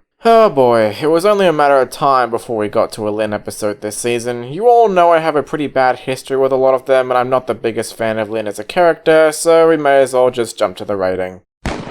Yeah, bet you didn't see that coming, did ya? Yes, I not only think this is a good episode, but this might just be one of the biggest highlights of Season 4. And the fact that it's a Lynn episode of all things is actually kind of surprising. And before you ask, no, the reason I don't like this episode is because of Mr. Grouse, there's actually a couple of reasons I like this episode. Firstly, I like how down to earth it is. There's no stupid conflict that needs to be resolved, there's no wacky shenanigans going on. All that's going on is just two people sitting down and watching sports together. Some might argue that might make the episode boring, but for me, I think it's the perfect amount of down to earth this episode needs, and I always appreciate it when the Loud House does this. Secondly, it's actually a pretty funny episode. I like the banter between Lynn and Mr. Grouse, how the sisters are all cautious about where they're positioned just so Lynn won't accidentally hurt them, or how Lenny can't even watch the football match because their outfits don't clash. Thirdly, and most importantly, is that Lynn is actually likable. And I don't mean the kind where she's tolerable but still has problems, or she's okay but didn't leave the biggest impact. No, I mean genuinely likable. Because this episode greatly downplays Lynn's more egotistical attitude. And sure, she isn't fond of Mr. Grouse being a fan of the team that she's against, but neither is Mr. Grouse, which ends up putting both characters on equal footing. And she's not a bully either. She's not forcing other people to watch the sports with her, she's just asking him if they want to, and when they say no, she doesn't make a whole lot of fuss. She knows her sisters aren't into sports, but she also doesn't want to force them to be into it either. And by the time Lynn decides that she wants to watch sports by herself because she can't bear to put up with Mr. Grouse being fond of the other team, she starts to become lonely, and this doesn't make her any worse of a character. I actually did feel sorry for her and was genuinely satisfied when she decided to go back to watching sports with Mr. Grouse. And the moral is pretty good too. Just because you're not a fan of the same team doesn't mean you can stop enjoying watching sports together. All the little touches here and there, as well as the great characterization of Lynn and great jokes, are enough to make this a fantastic episode. I'm just so happy that we finally have a good Lynn episode and I can properly show people how you do her episodes right. And spoiler alert, this is not the only time this is happening either. Episode 92B, Geriantics. When Lisa realizes that Pop-Pop won't be around forever, she turns to science to ensure his longevity. Once upon a time, watching this episode wasn't the hardest thing in the world. I mean, it is just another standard Loud House episode, but rewatching it in mid-2020, it's actually really hard to watch this episode now, and it's not because it's bad or anything, but because this episode is about Lisa wanting Pop-Pop to stay alive forever, and a few months after this episode came out, Fred Willard, the voice of Pop-Pop, unfortunately passed away. So you might be thinking, if this is some swan song for Fred Willard, then this episode must be great, right? Well, actually, it isn't, and it all boils down to one problem. Lisa's kind of unlikable here. Not entirely though, I completely understand her goal. She's trying to keep her grandfather alive. The problem is how she does it. She puts Pop-Pop through all of these uncomfortable situations, and she thinks it's okay just because it's science. I know it's all about the intention and not the execution, but if Pop-Pop doesn't like it, then I don't like it either. I do like the moral of enjoying your life while you're still going, but I only wish the rest of the episode was better. And unless it's Lisa literally putting Pop-Pop through torture, most of the jokes aren't bad, but they aren't really that funny either. I actually don't have much to say about this one. It's a perfectly average episode, but not much weight to carry it over. It's certainly not one of Lisa's worst episodes, but if I wanted to see one about her trying to use science to make everybody's lives better, I'd just go watch House of Lies, and even that episode wasn't anything special either.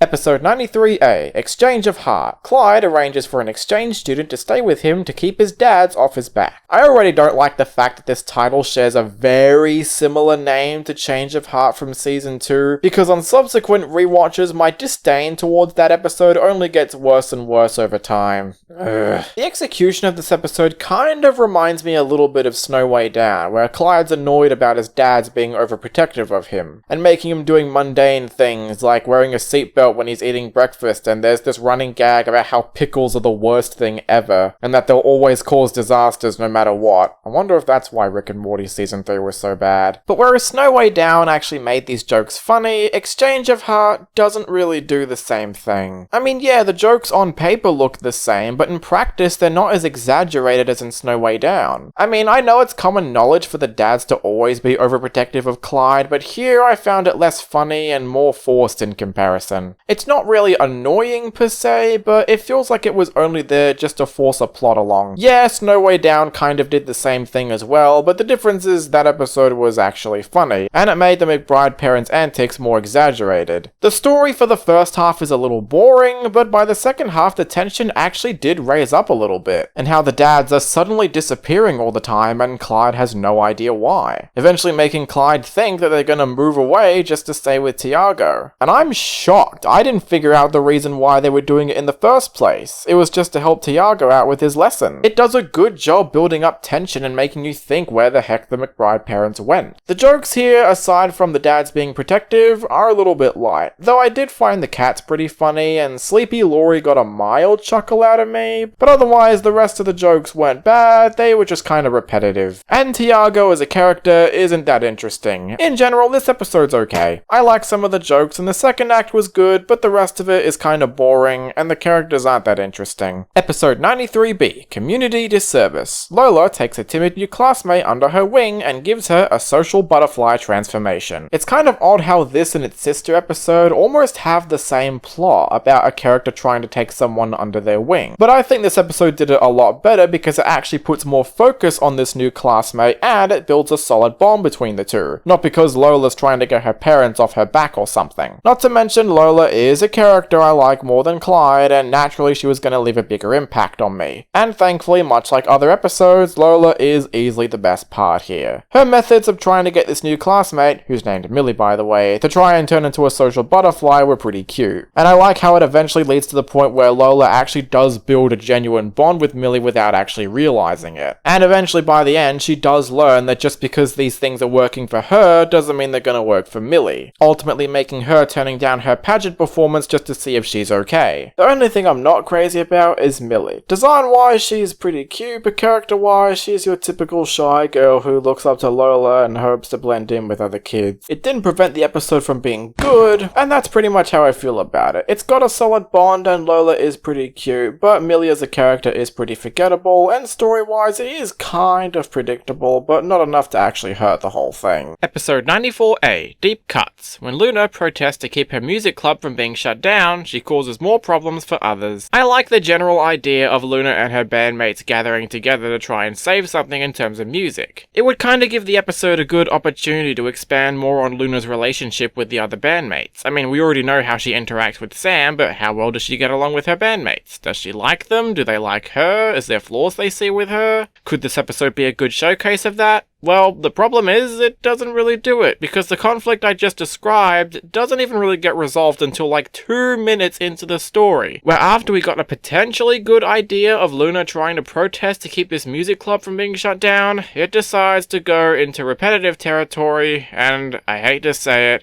copy frenzy. The fact that an episode has to remind me of the worst of season 3 is really stretching it. Although, I actually think the fighting is better handled, because this time around I completely understand the reason why the groups are protesting. They don't want their clubs to shut down, i.e. it's something that they love doing, and they don't want to lose it. It makes a lot more sense than siblings fighting over dumb privileges or something. But just because it does it better, does not automatically mean it does it good, because much like Frenzy, it is repetitive. I'd even argue it's more repetitive because there's less characters to work with. Because once Luna's protest is over and done with, now all of a sudden Laurie's club is in danger and she protests as well. Then Luann's club is in danger and she protests as well. Then all the groups clash together just to keep their clubs going. While I understand the reason they're doing this, it still comes off as whiny and annoying. And it makes this pretty tedious episode already longer than it's supposed to be. In fact, why the heck do Laurie and Luann even need to be here? They had no purpose in this story. You could have just had it about Luna and her group trying to keep the club alive in different ways, and that would have been more interesting. I don't know if that would have made the episode good, but at least it would have made something come out of it. Instead, we just get another repeat of Frenzy, which, while it does have a better motivation, execution-wise, it still has the same problems. The characters are annoying, and the story is extremely repetitive. And it's not funny. I mean, Lincoln is literally only in this episode for a brief few gags, and then he's gone. And don't worry, I'll be touching on this issue with Lincoln much later on in this video, but why do the writers keep resorting him to quick background gags? Why don't you do it with Lynn Sr.? He's the one making dinner, shouldn't he be the one telling them dinner's ready? It's bad enough the jokes suffer, but when the story is suffering the same problems as Frenzy, you know exactly what's wrong with it. All this episode really needed was Luna and her group trying to protest and seeing more of how they interact with each other. But no, they had to cram Laurie and Luann in here because we already have unnecessary conflict going on. It's pretty obvious from the way I'm sounding that this is a garbage house episode. While it's not quite as bad as Frenzy, it does still fall in the same traps, and ultimately leads to a pretty bad experience. Seriously, the next time I want to see Luna and her bandmates, just focus on them and no one else, thanks. And if you were to count this as a Luna episode, then that means it's technically her first bad one. So, great job season 4, you finally gave Luna her first bad episode. I hope you're proud of yourself. Episode 94B, Game Off. Lana attempts to play Lincoln's video game without him knowing. This is gonna sound a little weird, but I consider this episode to be a bit of a classic Loud House episode. What do I mean by that? Well, for a long time we've had a lot of episodes about characters interacting with other people, whether it's Lincoln interacting with his friends, or a sister interacting with a bland love interest, and so on. It's actually a very long time since we've had an episode about Lincoln interacting with all of his sisters, and I am so pleased to say that this episode actually brings that trait back, focusing 100% on the interactions between Lincoln and his sisters. And sure, it's not not the main focus of the story, but I'm just so glad to have an episode like this again. An episode where each sister actually gets something interesting to do. An episode where Lincoln gets to interact with all of them. An episode where there's actual chemistry going on, like Lincoln and Lana sharing the same interests. That's cool. It feels like a true breath of fresh air to see something like this being done again. We don't need to see Lincoln derping around with Clyde or a sister derping around with a bland love interest. Instead, we just focus on Lincoln and his sisters, a concept the Loud House has always done from the start, and it should still be doing more often. I'm so sick of episodes trying to cram in random background characters or having some stupid conflict going on with the parents, because this really isn't what the Loud House is all about. I don't mind with diversions every once in a while, but it feels like nowadays a lot of episodes are always drifting away from the main concept of the show. Especially in a season where it feels like Lincoln has been doing nothing or feels really pointless in all of his appearances. And once again, each sister gets something to do. Some of them have to try and distract Lincoln, some of them have to cheer on Lana while she's trying to beat the game, some have to get Lincoln away from the house. Each sister gets one chance to shine here, and all fit perfectly with their characters. I'm surprised this episode made me feel bad for Lana, because you know she messed up, but you also know that she's trying her hardest to get back up to the level that Lincoln was on, especially when he mentions that he's been trying to get there for 2 weeks. And seeing Lana go through trial and error just to reach that one level that Lincoln was up to just so he won't get upset is really heartwarming. I will admit that I think Lincoln should have been a little bit more angry with Lana, considering he did say he's been trying to get to that level for 2 weeks, but then again, the episode did focus on Lana trying to get to that level, so I'm not surprised they didn't go too severe with it. Hell, it might have actually made the episode a little bit more mean-spirited, which we certainly didn't need to see. The jokes are light, but the ones that are there are pretty funny. Like how Lynn is constantly cheering on Lana like it's some kind of sports event. It's not egotistical, and it's just Lynn being silly. It's also kind of funny to see Lisa even cheering on for Lana. It's something we rarely see from her. So yeah, in general, I think it's a good episode. Not just for the really good story and really good chemistry between Lincoln and Lana, but the fact that it's just another good episode focusing on the core concept of the Loud House. It may not be as good as most other episodes focusing on Lincoln and his sisters, but it is still certainly a good one, and so good to see after all of these really bland diversions. Episode 95A, Right and Wrong. Rita tries to convince a newspaper editor that her kids are perfect in order to land a parenting advice column job. On announcement, I thought this episode was going to be a sequel to The Right Stuff, and that would have been nice to see. We could have seen more of Rita and Principal Huggins trying to work together as a team to keep this writing club going. But then, as it turns out, this wasn't a sequel and it was more of its own standalone story, once again focusing on Rita being a writer, but I would have preferred an episode that was a sequel to The Right Stuff. And I partly say that because this episode actually isn't anything special. I rewatched this episode 4 times, and each time I found it so forgettable. There's not really any stakes with this episode. I mean, yeah, Rita lies, but I knew everything would work out, because this is the typical format that the Loud House commonly plays out. No matter how bad the stakes get, no matter how crazy the kids are, no matter how much Rita lies, she's gonna eventually get her job, and everything's gonna work out. And I have to ask, what is it with all these parents episodes always having the kids acting chaotic? I mean, we know the Louds are typically chaotic, but why is this issue only present when the parents are the focus of an episode? On the bright side, nobody was unlikable here, and the song was easily the best part, but the story was boring, the jokes weren't that funny, and the whole thing felt like a forgettable mess. It's not a bad episode, it's perfectly average as far as these stories go, but how I feel about this episode is somewhat similar to how I feel about Rita Her Right. An episode where Rita could have potentially been an interesting character, but the whole thing just isn't that exciting to sit through. Episode 95B, Purrfect Gig. Luna is hired to watch the McBride's cats when they go out of town. I'm not gonna lie, on first watching,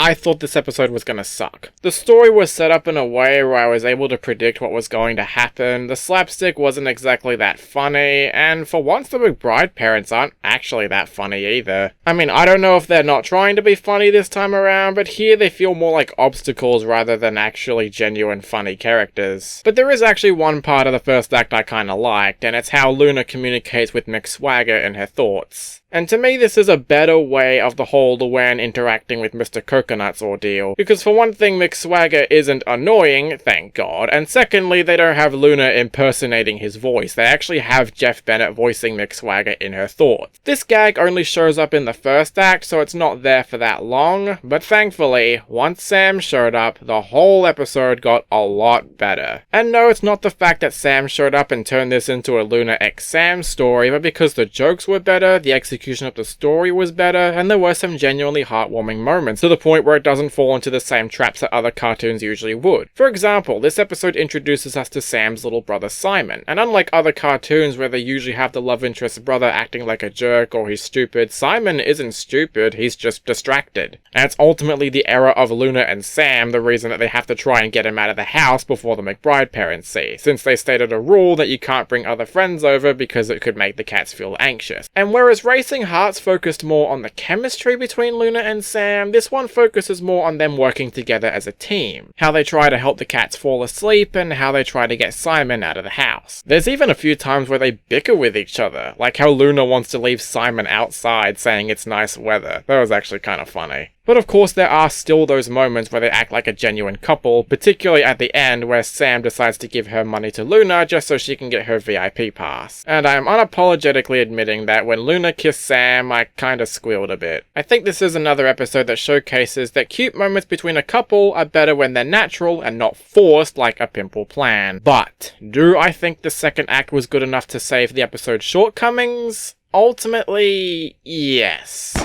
But not to the point where I think it's great. The first act does hurt this episode a lot. But considering it also had a pretty funny gag, I don't think it's entirely awful. And like I said, the second act ultimately does save it from being a bad episode, or even an average one. It's nowhere near as good as the likes of Racing Hearts, or even Ella's for Love if we're talking about Luna episodes, but for the most part I did enjoy this episode. Well, the second act mostly. Episode 96A, Singled Out. Feeling left out when her teammates find significant others, Lynn seeks a boyfriend just to fit in. Before I get to anything, I just want to point out that I thought this episode had probably one of the funniest character kill-offs that I've ever seen in my life. At one point when Lynn's talking to Lucy about her problems, she mentions that she used to have a crush on a boy, who I'm assuming is Francisco from Ella's for Love, and says that the only reason she was in love with him one time was because she was dehydrated. If that isn't the funniest character assassination that I've seen, I don't know what is. And I kind of want to point it out because I'm one of the few people that found it hilarious, whereas other people were actually really annoyed by it. And I'm wondering if that's the reason her last few episodes sucked, because she was dehydrated. Anyway, this is another Lynn episode that is actually really good. Much like Good Sports, Lynn is actually likable here, and it focuses more on herself as an individual rather than her as a pair-up with someone like Mr. Grouse. We actually get to see more of her vulnerable side. She doesn't like being lonely, and she always wants to have fun with her friends. And I also like how the episode establishes forefront that Lynn isn't into romance, and I completely understand the struggle that she's feeling. The episode doesn't portray her as egotistical or as a jerk, she's just trying to find someone that she can get along with. Some might argue that might make the episode a little bit predictable because we know Lynn isn't into romance and she's obviously not going to have a boyfriend by the end of it, but like I've said before, a predictable story does not matter as long as the execution is enjoyable, and this one for the most part is. And even then, the chemistry between Lynn and Dexter is actually pretty cute. Sure, they're not exactly compatible with each other, but I also like the funny little interactions that they have. Even the breakup scene between the two is cute. Yeah, the breakup scene, usually the part that everybody hates in a cartoon. They don't try to force any emotion out of this part, it's just Lynn admitting to Dexter that they shouldn't really be dating, and to her surprise, he doesn't want to date her either. The two kind of have a laugh about this, and even joke that their friends are weirder than them. It also teaches a very rare moral that I'm surprised isn't done that much in kids' cartoons, in that just because you have a boyfriend doesn't always mean you're gonna have fun with them. Sometimes you can have fun by yourself, and this is cleverly foreshadowed in the episode where Lynn constantly sees a little boy having fun all by himself. And you can see that she doesn't necessarily enjoy being in a relationship with Dexter, not just because she's kind of forcing herself into it, but also because the two aren't exactly compatible. And it helps that the episode is also pretty funny, although I didn't really need to see Lynn smelling her stinky shoe. It's just overall a really enjoyable episode, and I am completely satisfied satisfied with the direction they're taking Lynn's character. Also, I gotta commend this episode for introducing another LGBT couple to the show, even if it is brief. But hey, at least they don't try to sugarcoat it and make it seem like a big deal, like some other cartoons that I've seen before. I'm looking at you, Steven Universe. Episode 96B, Brave the Last Dance. When Clyde falls in love with a girl at school, he tries to find out if she feels the same way. When you combine Clyde and romance together, that often spells disaster. I mean, if past experiences with Laurie are anything to go by, Clyde's romance tactics aren't usually that good. It's a running gag that many people have hated, and it seems as though they've killed it off this season. For more reasons than one, but I'm just so glad they got rid of it. Even still, Clyde falling in love with someone could easily go in the same direction that people usually hate. But I am so glad to say that this episode surprised me in all the right areas, enough to say that it is another really solid episode. Unlike other episodes usually about Clyde falling in love with Laurie, Clyde himself is actually pretty cute here. Especially with how they don't make him do all the stupid things he'd usually do in a crush, like nosebleed, or faint, or act like a robot. He just acts like a normal kid who's very shy about falling in love with a girl. And if this episode's anything to go by, Clyde seems to be a real naturalist when it comes to romance. He's genuinely very nice to his crush, whose name is Emma, and does everything he can to make her happy. It does make Clyde very sympathetic throughout the episode, and you even feel bad for him when Emma rejects his proposal. And for once, Lincoln's friends aren't annoying and are actually helpful. I also gotta commend the episode for making Emma not a jerkish character. Usually in cartoons they have it where a character falls in love with someone, but it turns out they're a big jerk, and that character either doesn't know about it or just doesn't care. In this case, Emma isn't a jerk. She's a nice girl, and she is good friends with Clyde, and even when she rejects his offer, you later see her feeling bad about it at the dance. And then of course there's that ending, which honestly is one of the cutest endings I've seen in the series. Especially since before that we get this whole sequence where Clyde is down in the dumps because Emma rejected his offer. He goes to the dance to try to fix a cake, and then before he leaves, he runs into one of Emma's friends, Chloe. She tries to reassure him that his dance proposal wasn't embarrassing and actually really sweet, and this makes Clyde realize that now he's in love with Chloe. He asks her to the dance, and the two end up having a great time. This whole ending unapologetically made my heart melt. It's just so nice to see Clyde lifting his spirits up after this girl told him that everything's gonna be okay. I also find it kind of funny that Clyde and Chloe only have one ending together, and I already like them more than the likes of Luann and Benny. And I also like how Stella foreshadows this earlier in the episode where she predicts that Clyde is gonna go to the dance with a brown-haired girl, but Chloe also has brown hair just like Emma. That's really clever foreshadowing and a nice way to hint at the episode's resolution. In terms of jokes, it's a bit light, but I don't think the episode's really trying that hard to be funny. It's just trying to focus on a nice romantic story with Clyde and hopes that he'll find a girlfriend. And by God, am I hoping that they don't waste Chloe after this episode, because after that ending, I really want to see more of her. Episode 97A, Sister Act. Lola and Lana switch places to avoid doing things they hate. This idea sounds pretty good. 4 years ago, when they already did this plot in CoverGirls. I feel like this idea of Lola and Lana switching identities to avoid doing things they hate is an idea they should have done years ago. It almost makes this feel like a season 1 episode. Which is weird because this activity sounds natural for Lola and Lana, and yet they're only doing it now in season 4. Unfortunately, where this episode really fails is the creative freedom that it's lacking. In CoverGirls, there were plenty of characters to impersonate each other, so there was a lot of creative potential for who's gonna play which sister or stuff like that. Not to mention, that episode only relied on the CoverGirls thing in the second act and was, oh, I don't know, actually funny. The jokes in this one play out about exactly the same. All it is Lola and Lana realizing there's something they don't like doing, so they swap places, nobody catches on to it, rinse and repeat. They do this gag throughout the whole episode, and it just feels like that's the only thing going for it. No matter the location or set pieces, the play out is exactly the same every single time, and it drags on. Not only that, but this episode has some pretty nasty gross out. We get into the second act where Lola wants to get out of going to the doctor and Lana wants to get out of going to the dentist, so they swap identities, which results in Lana getting a bad tooth and Lola getting sick. All the while we get to see Lana's gross tooth in her mouth and Lola sneezing everywhere with green snot coming out of her nose, which is then topped off by the ending where Lana reveals that she actually likes having showers because she gets to pull dirty hair and stuff out of the sink. Yeah, that part alone almost made me want to throw up. How long has that been there? The running gag this episode had going for it was already lame enough to begin with, but the gross out alone is enough to singe this one in the Garbage house. It's not an awful episode. When it comes to both Lola and Lana, they've certainly had worse episodes out there, like Sound of Silence or Ruthless People. But I can't say I found a lot of redeemable moments here. Episode 97B, House Flip. After injuring Flip, the Loud kids take him under their care without the parents knowing. Oh boy,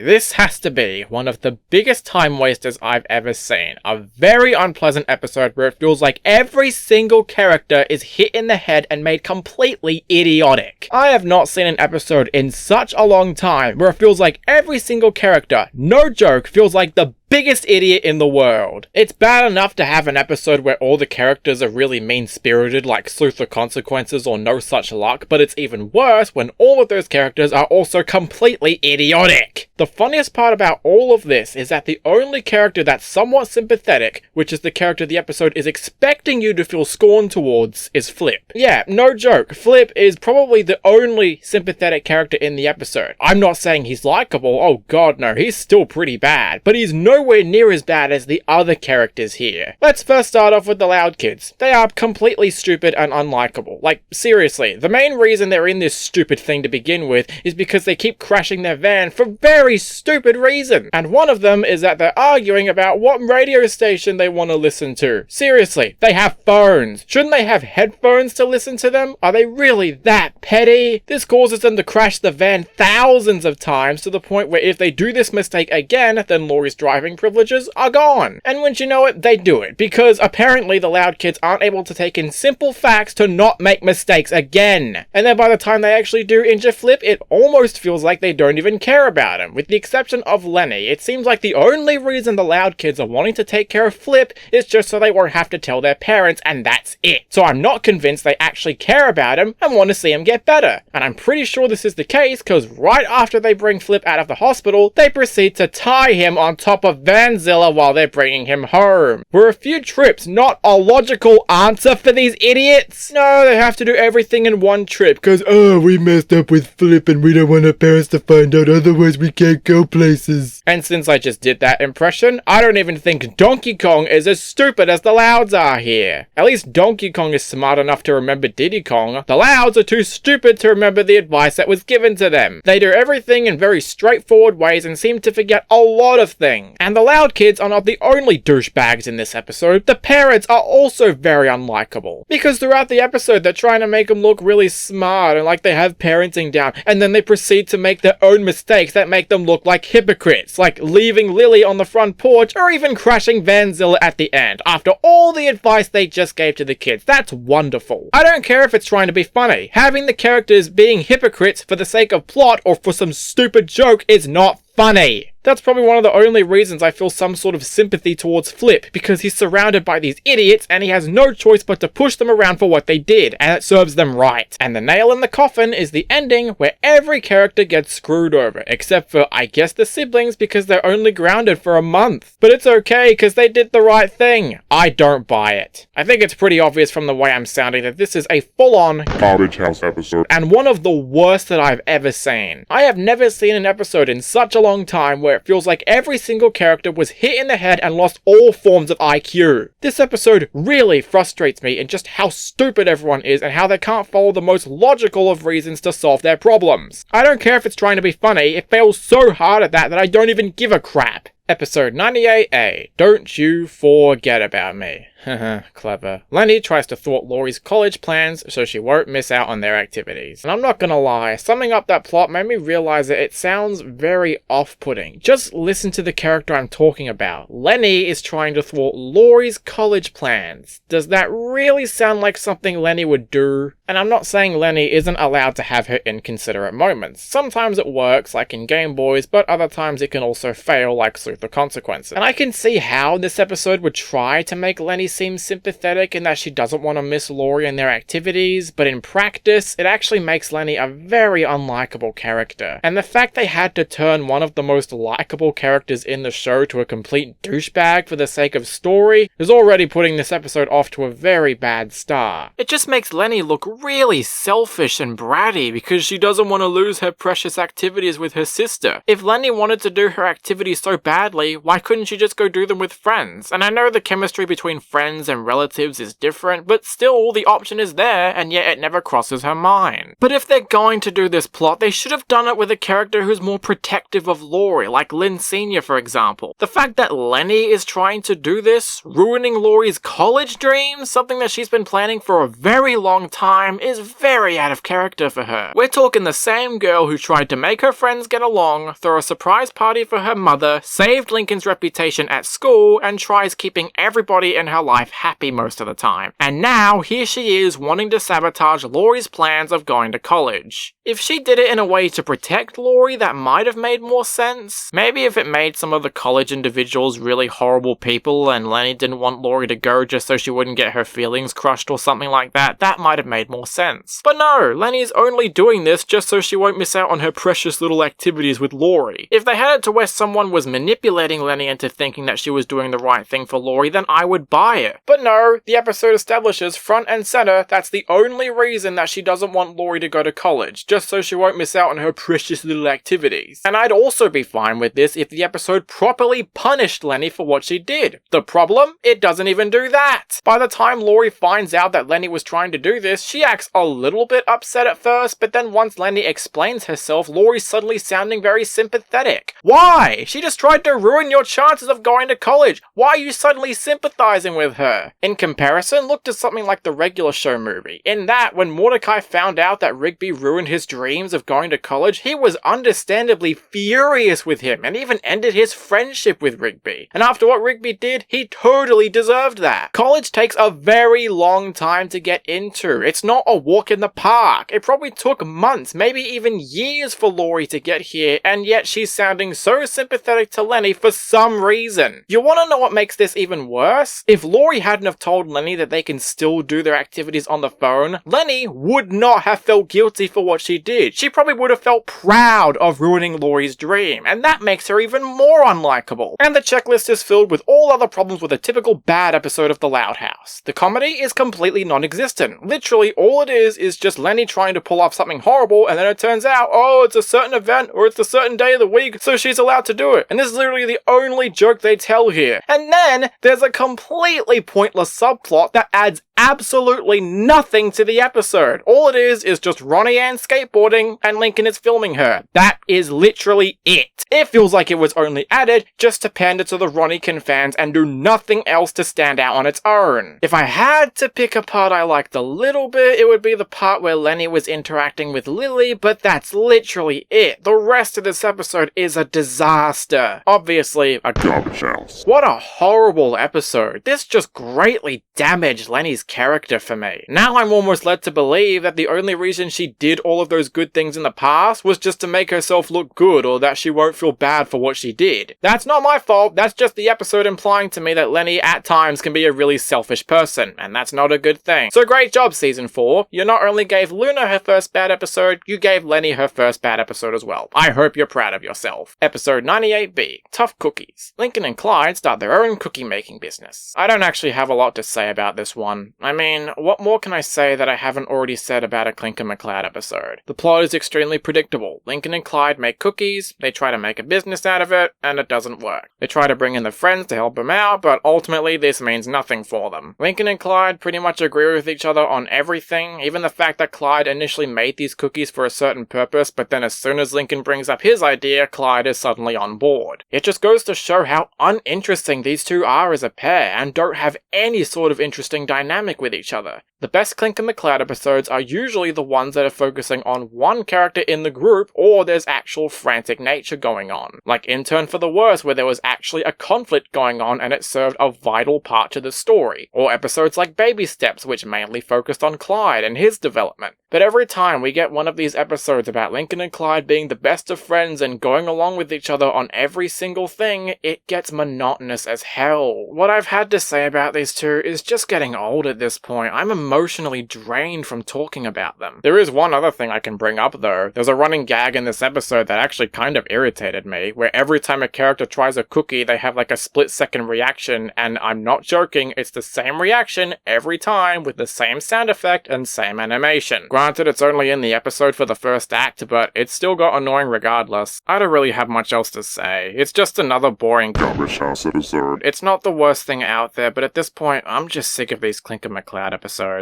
Unless they decide to do something interesting with these two, I won't have much other interesting things to say about it. Episode 99A, On Thin Ice. Lynn's extreme sports superstitions cause chaos at a professional hockey match. Oh, come on guys, you were doing so well developing Lynn's character, don't bring her back to square one. Yeah, I hate to say it people, but this is yet another episode about Lynn where she's acting really annoying and up everybody's butts and she won't shut up about it. Acting very superstitious and egotistical because I guess this is the character we're used to. The worst part about that though is that this episode actually had such a missed opportunity. It actively acknowledges that Lynn is annoying and that everybody's sick of her antics, but it does nothing to poke fun at it. It would have been better if we had an episode where all of Lynn's actions were causing problems for herself, not for other people, and that ultimately it was her superstitions that caused things to go horribly wrong in the end. And she realizes that she shouldn't be so superstitious and egotistical because even though it might be fun for her, it's not fun for other people. That might seem a bit similar to the moral of Lynn takes all, but if Lynn herself actually learnt this without being told, it would have felt more natural and developed her character a lot more. But no, instead this episode just has Lynn acting like an idiot, she's making things worse for everyone, and that's about it. I know I should be used to Lynn acting this way, but after the last good appearances she's had this season, it just feels like such a letdown. There was one kind of nice moment where Lynn was interacting with Mr. Grouse, a nice callback to Good Sports, but that's about the only good thing I can say about it. It's not the worst Lynn episode, but there was so much wasted potential. And you know what? An episode with Lynn's egotistical attitude can actually work really well. Why not have the plot be about this boring football team and they're always sucking because they're playing predictably and everyone can always predict exactly what's going to happen, or because the coach is really strict or something, and then Lynn shows up and she tries to teach the team how to have more fun and be more unpredictable, and the coach gets mad about it and tries to foil her plan, and maybe it could lead to someone getting hurt and the coach realizing this is inevitable for all sports. It would kind of showcase Lynn's egotistical nature of wanting a football team to play better, but it would also get them to show the fun of playing in a sport. That's the kind of plot where I think her egotistical attitude can be handled well, not in an episode that's telling us that this is what Lynn's always like and that it doesn't matter how different she acts. And all of the quote-unquote cute moments in this episode with Lynn and Lincoln are just nothing but fluff to me, ultimately sliding this episode into the garbage house. It really sucks too, because Lynn was on the right track, and for the most part she hasn't gotten on my nerves this season. On the positive side though, even though I don't like this episode, it certainly doesn't take away from the overall good track record that Lynn has had in this season. I may hate this episode, but at least it's not the worst Lynn episode out there. Episode 99B, Room and Hoard. The loud kids try to convince their parents that they still play with their childhood toys so they won't throw them out. Hoarding plots can go either way. Hoarding itself is a very unhealthy activity to do, but this episode could have either made that seem like a really bad thing or a really good thing. And I will say that for the most part this episode seems like it's saying that hoarding is a bad thing, but it seems like the main issue they try to present is that the kids are still keeping their old toys and yet they're getting new stuff so they have to get rid of their old one. It's almost like if this issue wasn't presented to the Louds, they may not have gotten rid of their old toys, but I'm just guessing things. But honestly, it doesn't matter if the hoarding plot is handled well or not, because the rest of this episode really isn't that good. The jokes are really not that funny, and mainly rely on the Loud kids acting like babies. Particularly that running gag where Lincoln is acting like a literal toddler. That part was just stupid. I mean, I get the joke is supposed to be that he's acting like a baby and everybody doesn't understand it, but if I don't find it funny, then something's not right here. The worst jokes without a doubt though belong to Lisa, because I'm not kidding when all of her jokes literally have to involve crap. Especially that first joke where Lisa's examining the numerous bags of infant fecal sample that she's been collecting for, I'm guessing, since she was a toddler. Yeah, that part almost made me want to vomit. And it doesn't help that this is yet another episode about the kids lying to the parents. Why do we keep getting episodes like this? They're not interesting. They play out exactly the same way. There's no stakes here. Do we always have to get the lie revealed story when it comes to the loud kids and the parents? Can't you give us something new for a change? There are some parts I like. Seeing Lenny dress up as a doctor was really cute. And there was also a nice little moment at the end where Lynn is helping a little girl shoot a basketball hoop. It was genuinely cute, and that's something I can imagine Lynn doing if she ever became a mother one day. I was flip-flopping between giving this episode an average and garbage house, but ultimately, in the end, I decided it's just bad enough to be a Garbage house episode. And there were a few moments that I liked, so it's ultimately not the worst bad episode out there, but I can't bring myself to say it's average. Especially when one of the jokes almost made me want to vomit, and the fact that this is yet another kids lying to parents story, which we've already gotten plenty of times this season. Episode 100A, A Star is Scorned. Lola teams up with Lily for double the cuteness. So wow, we finally reached the 100th episode of the show. I'm actually kind of surprised it's not a special. That's usually something other shows would do, but hey, congratulations to the team for making it to the 100th episode. I mean, I know it's not the 100th segment that we've talked about, but hey, 100th production number, that's pretty amazing. Anyway, as for the episode, I'm kind of surprised it took them this long to make a Lola and Lily team-up episode. They've had plenty of great interactions in the past in episodes like Out of the Picture. We've had plenty of episodes where Lola's teaming up with someone like Lana or Lincoln, so why not give us someone new like Lily? It's always refreshing to see a pairing that we don't see that often. It kind of reminding me a bit of team-ups like Luann and Lucy from Head Poet's Anxiety. And yeah, it is unsurprising for me to say that the team-up between Lola and Lily is really cute. It's funny seeing Lola trying to make herself stand out, but it's kind of hard to compete with a baby. I like all the parts where Lola's trying to teach Lily to do these things and then she's immediately better at it than her. And I don't know why, but I found that running gag with Laurie being mistaken as Lola's assistant to be pretty funny. Maybe it's because I just don't care about Laurie that much anymore, but I don't know, the joke was funny to me. The plot is a little bit predictable, with Lola thinking that Lily's trying to compete with her, but the plot ultimately doesn't make up for this episode. It's the team up and the writing that does. And as for that one praised moment where Lily makes a drawing of her and Lola, yeah, I can't deny it, it's a really cute scene. And the ending that comes after it is also pretty funny, where after Lola tries to attack the judge, she's suddenly featured in a commercial about karate. It's also a pretty funny callback to Lock and Loud, where she was wearing her karate outfit and attacked that mannequin. It's not the greatest episode out there, I could have used for a more interesting story, but Lola and Lily's team up was enough to make this a good episode. Episode 100B, Senior Moment. Laurie regrets everything she hasn't done in high school, so vows to make up for lost time. It's kind of scary how similar this episode is to Kick the Bucket List, how both episodes are about some characters wanting to make up for lost time before something else happens. Except I'll at least give Kick the Bucket List credit that it didn't have annoying characters aside from Lenny, and the jokes were for the most part harmless. And those are the two aspects that this episode greatly falls on. For starters, it features Laurie in probably one of her most annoying roles in the series to date, where she's always bragging on about wanting to spend her last few moments as a senior and wanting to have fun moments with her friends, and always getting them into sticky situations and things that they're clearly uncomfortable with, but it's okay because it'll be the greatest senior moment of the year. And I swear, if I have to hear Laurie or anyone else say seniors again, then I am gonna kill myself. And the jokes they tell here are kind of irritating. There's this one running gag where one of Laurie's friends, who I can't even remember the name of, always gets his polo ruined, and they do this joke a lot throughout the episode, and it took no time to get on my nerves. And then of course there's the one running gag where Laurie's trying to do something fun, except something goes wrong, but she doesn't care. She thinks it's the greatest moment of the year or some crap like that. But on top of that, what I really don't like about this episode is its bad teen relatability. It's not often the show tries to make itself seem relatable for teenagers, but much like Selfie Improvement, this episode gives a really superficial and fake idea of what it's like to be a teenager. It makes it seem like that everything teens do in teenagers is reckless and they're always trying to have fun, but that just makes the episode feel very disingenuous. Trust me when I say, high school is not all it's cracked up to be. It's not all about the rebellious attitudes or acting like an idiot, it's all about the studying, it's all about trying to get yourself to the next level. Sure, there are fun moments every once in a while, but that's not what high school is all about. And I know it's Loud House, I know it's mainly meant for kids, but if they're gonna tackle the difficulties of being in high school, they should at least be genuine about it. They're allowed to be funny if they want to, but you should also showcase the difficulties of high school. I mean, this is the same show that talks about LGBT representation, so why can't they talk about the bare necessities of high school? Saying how senior years are great because of a few activities is really one note and shallow. You gotta really study hard at this place, and it's not all that fun. Yes, I know high school has its moments, but that's not what it's all about. And they excuse this poor reasoning by having all of them being teenagers, which is even worse. And I hate how Laurie only does this just because she sees some dumb movie about teenagers having fun. I will repeat again, it is okay to have fun moments at high school, but that is not all it's cracked up to be. And the representation feels very one-note, shallow, and disingenuous. Because of that, I have no choice but to give this episode a Garbage House rating. along with all the other problems that I mentioned earlier. There was a good episode buried underneath all of the fat, but not enough to showcase itself. I also find it kind of funny that this and A Star Is Scorned are tied for 100th episode, and yet Lincoln is in neither of them. You'd think that for a milestone like this, they'd have the main character in these episodes in one way or another, but it's just in the title screen, and that's about all the representation that Lincoln's getting for this milestone. Episode 101A, Wheel and Deal. Lana and Lincoln compete in a soapbox derby so Lana can win a ride with Bobby Fletcher, in what is her first appearance in 3 years. Yeah, it's been 3 years since Bobby Fletcher returned, and only now they're suddenly remembering that she's a character. In that essence, I was worried that the episode was going to turn out a bit like Snow Way Out, and thankfully the episode doesn't fall into the same traps. I'm gonna be honest, for the most part, this episode was off to a good start. Genuinely, it was. I like the team up between Lincoln and Lana, and I like how there's not too many complications going on here. All that happens is that Lana just wants to win this race just so she can ride with Bobby Fletcher, and that's about it. There's no complications, there's no stupid story arc going on, it's just two guys trying to work together to win a race, and that's all it needs. And it was pretty cute to see Lincoln trying to help Lana out in this situation. But just when this episode is starting to pick itself up and looks to be a good episode, the second act is where things start to go downhill. Even though the first act didn't have any unnecessary conflict going on, the second act suddenly decides to reintroduce Chandler. And now Lincoln wants to get even with him by wanting to win the race and upgrade his vehicle so it can be faster. The fact that they had to bring Chandler back of all people is the least of its problems, but why did it have to add complications to the story? I know we don't like Chandler, I know Lincoln doesn't like Chandler, but why did this need to be here? The episode on its own was fine enough without that. It was just a simple story about two kids trying to enter a race, and that was it. We didn't need complications, we didn't need competition, it was just a nice story. Oh, but now Chandler's here, so we have to add some unneeded tension to the story, and Lana doesn't want to change the vehicle because she thinks it's just fine, so Lincoln gets his friends to try and help him boost to first place, and as soon as Lana finds out, she gets angry at Lincoln and tries to do the whole race again. Yep,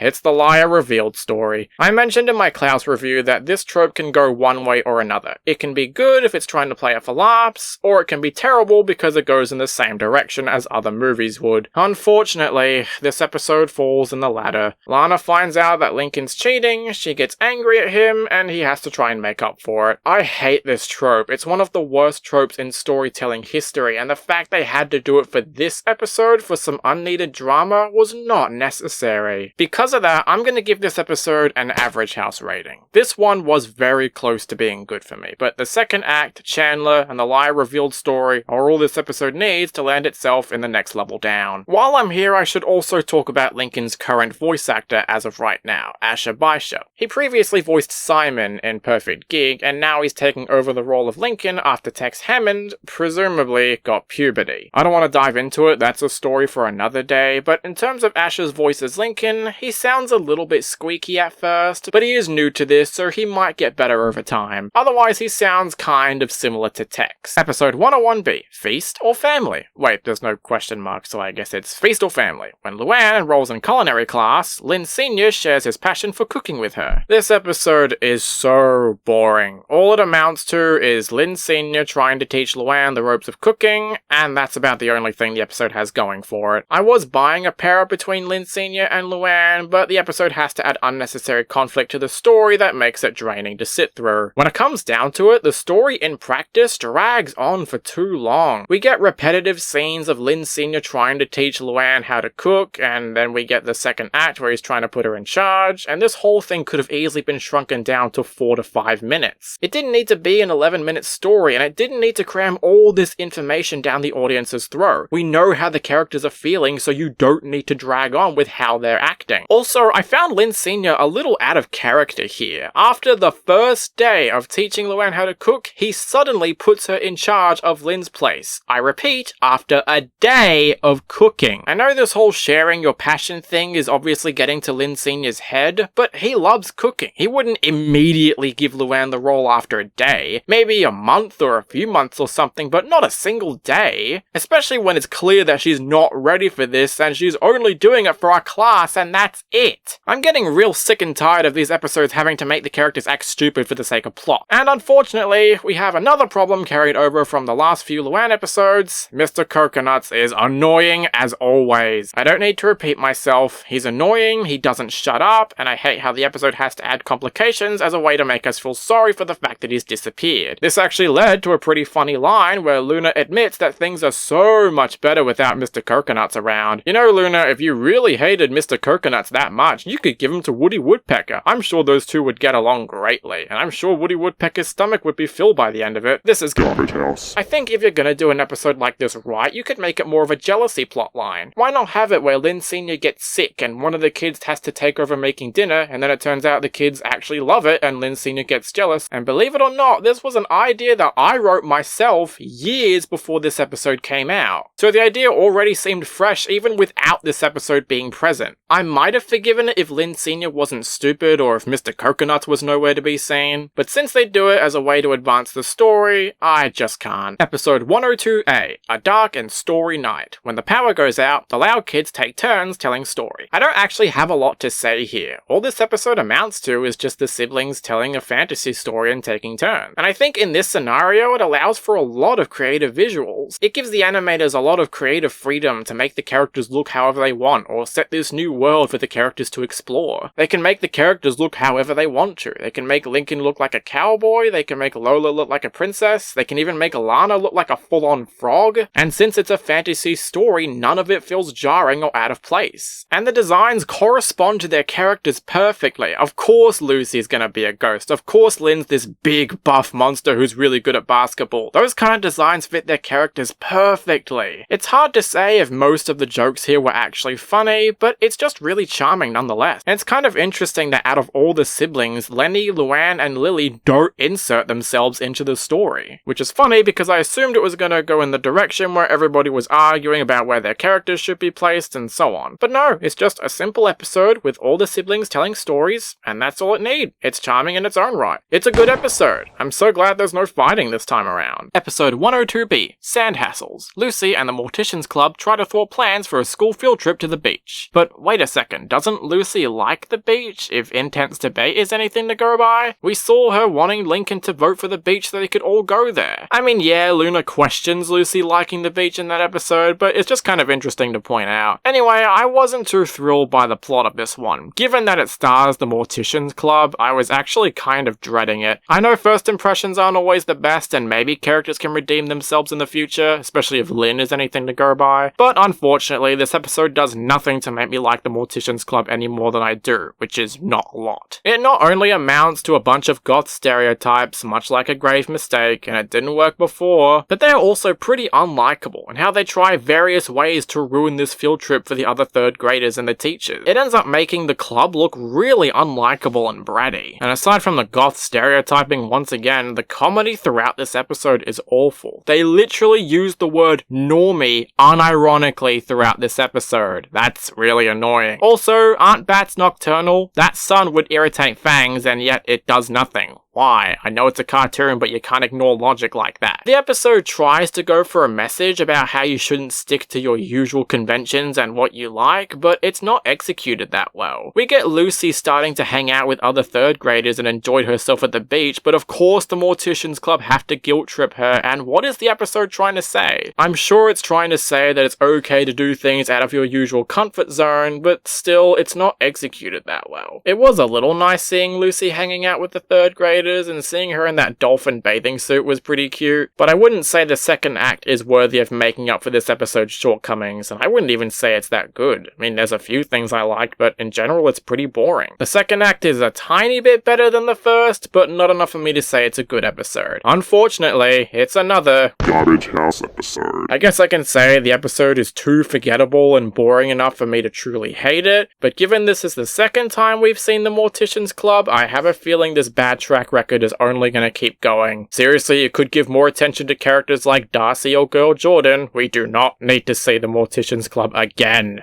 Episode 103A. How double dare you? The siblings ask Lisa to help them get on Double Dare. Fun fact, this is the second time the Loud House does a crossover with an old Nickelodeon game show. Now, it's been a few years since that episode has come out, and my opinion on it has changed a little bit. While I still consider the episode good and enjoyable enough as a pair-up for Lincoln and Lynn Sr., I also don't think it's a great episode, partially thanks to the ending and those lame antagonists. So I didn't know how to feel for another episode that takes place on a game show, but I'm pleased to say that this one was really good. Unlike the last episode, this one has a bigger emphasis on the competition of the show, not because the characters are trying to beat these bullies that think they're gonna win or something like that. It's just a bit of competition because Lisa puts her family against herself and a robot. There's no stupid jerk antagonists that the protagonists have to try to beat just because they're jerks or something. Here, Lisa actually plays the role as the antagonist, but she's nowhere near as annoying as the guys from Legend. She decides to replace one of her siblings with a robot, and she actually does suffer the consequences for it. I like how they handle Lisa's character here. They make her a bit of a jerk so that she does deserve her consequences, but they also don't make her too unlikable to the point where when she's rewarded, it's not too far-fetched. She even shows good sportsmanship to Lincoln and Lenny at the end. There's no pouting or dramatic moments, it's just some friendly competition that's mostly trying to be entertaining. On top of that, there are a lot of jokes that were pretty funny, like how Lola literally disqualifies herself because she got bored, or Lisa critiquing the host's sense of humor and he says that he only reads them and doesn't write them. Darebot in general got a laugh out of me, and that part where he literally disqualifies Luann because of Mr. Coconuts was just hilarious. Not every joke works, there's a few gross out parts I could have done without, like how Lana says that she'll slime Lincoln with her own boogers, but overall it was still an enjoyable episode and the positives definitely outweigh the negatives. Also, seeing Lincoln and Lenny team up after so long was just wholesome. This is one of the most underrated sibling pair-ups and I wish they'd do it more often. Episode 103B, Snoop's On. After secretly reading Luna's diary, Lenny and Lincoln become worried about the exploits their sister writes about. Diary plotlines might just be one of the most worrisome in cartoon history, because most of them usually play out the same, where characters read diaries because they want to spill some sort of embarrassing secret, and then the whole town hears about it, and then that person gets embarrassed, and the one who read it has to apologize for it. They usually do this in some cartoons, or in SpongeBob's case, completely butcher it with Little Yellow Book. So how was Loud House's take on the diary plotline? It's okay.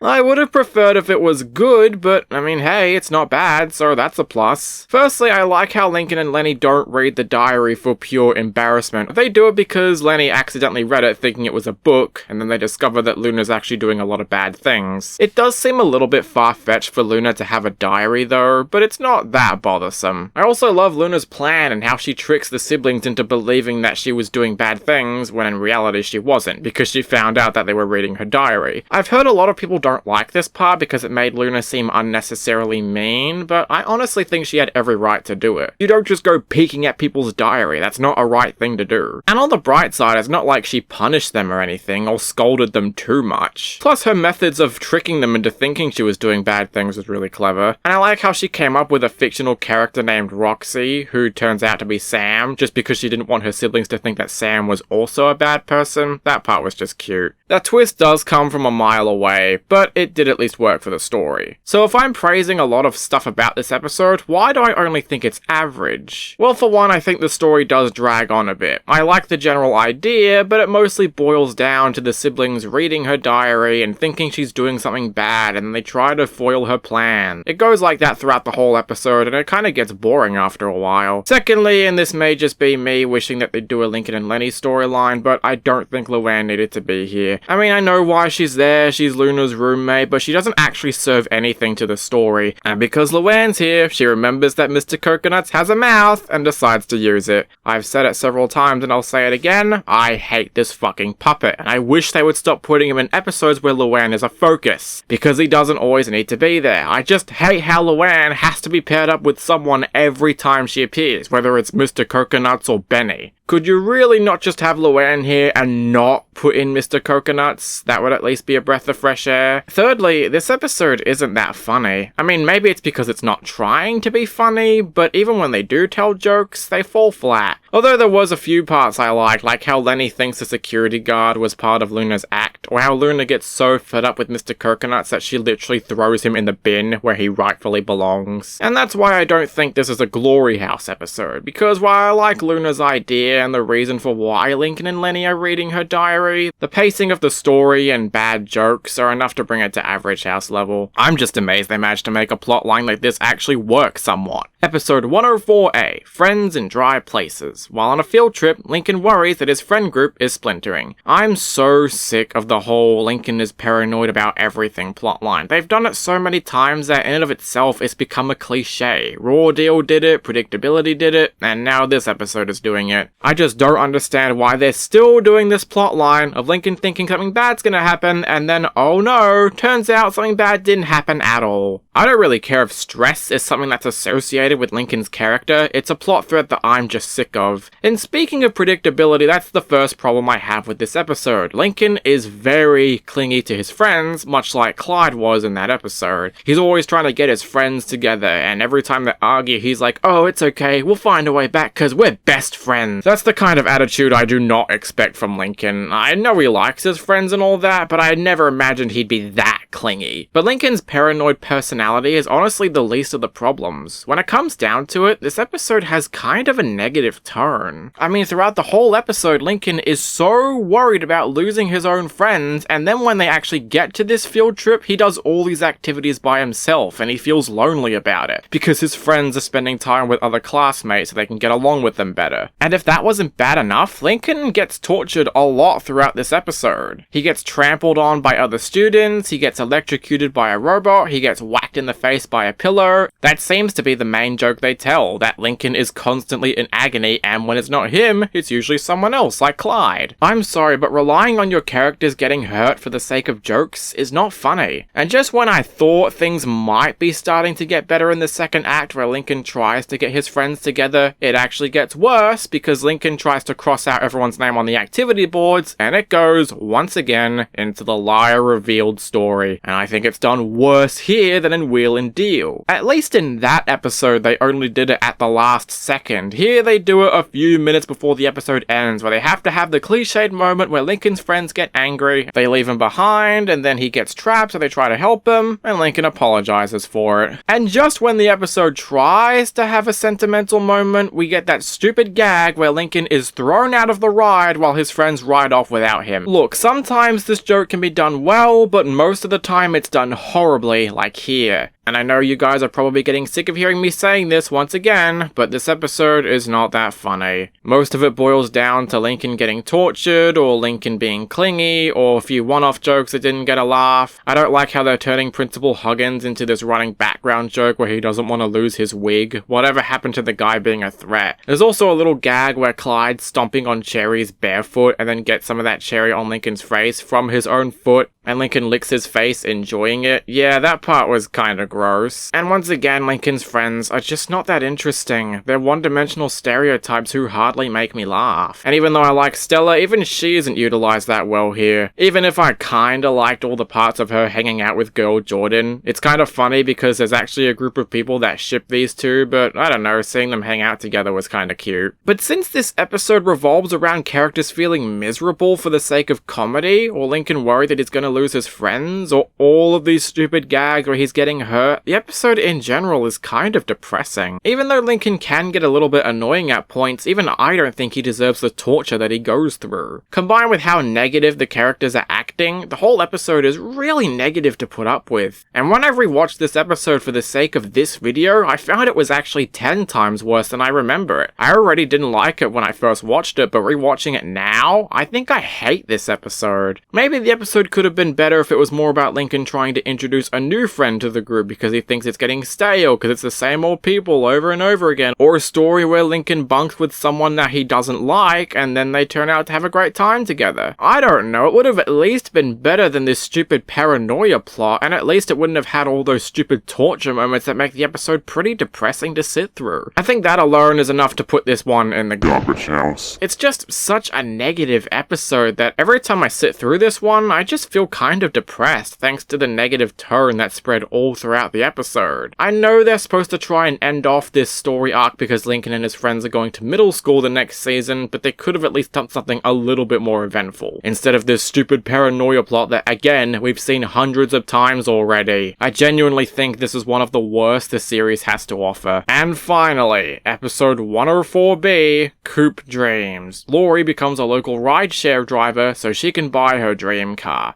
Alright, this is the last episode of this season, so I'm just gonna jump right to the chase. Out of all the season finales the show's given us so far, I think this is the worst. The plot is somewhat understandable because Laurie wants to get a car so she can drive it around college. I mean, the family still has to use Vanzilla, but its execution is both sloppy and very unrealistic. I mean, from the start, I already didn't give a crap about Laurie wanting to get her car, because every time Laurie sees the car, she's always drooling over it or fangirling over it, which already didn't make me care enough if she got it or not. I'm glad the episode ends where she doesn't get her dream car, but it makes me not care about this story, because if the characters are fawning over a fucking car, then there's no reason for me to care. And then there's the job sequence, which is atrocious, and this is where all the unrealistic aspects come in. Laurie starts out as a taxi driver, and then she adds more jobs in the same van, which results in several groups getting picked up at once, her trying to deliver food and do different services, and that's not how this works. You don't add multiple jobs on top of the same one, you gotta focus on one thing and get to the next afterward. And even then, picking up multiple groups to drop them off, that's not how Uber driving works. You pick up one group at a time, drop them off, and then get to the next group, not doing multiple chores at once. Even Laurie herself admits how unrealistic this is, and yet they still go through with it anyway. Just because an episode points out how unrealistic this is does not excuse the sloppy execution. You don't add multiple jobs in the same van. That's not how this job works. It results in one of the stupidest episodes of the entire show because nothing here feels realistic at all. And since I already don't care about Laurie wanting to get a car, there's nothing for me to care about. Laurie has become so unsympathetic and bland as a character that she might just be one of the worst characters of this season. And the only episode she was in where I liked her was Can't Hardly Wait, and that episode was garbage as well. So because of that, and all the stupid attempts at jokes, it's another Garbage house episode. The only thing I liked a little bit was the ending with Mr. Grouse where he offers Laurie his car. I guess I can commend the episode for ending the season on a somewhat nice note, but that does not excuse the fact that this episode as a whole is a giant train wreck. And you know what? It seems like such a fitting end for this season. And with that, I've finally gone through and reviewed all 50 episodes of season 4.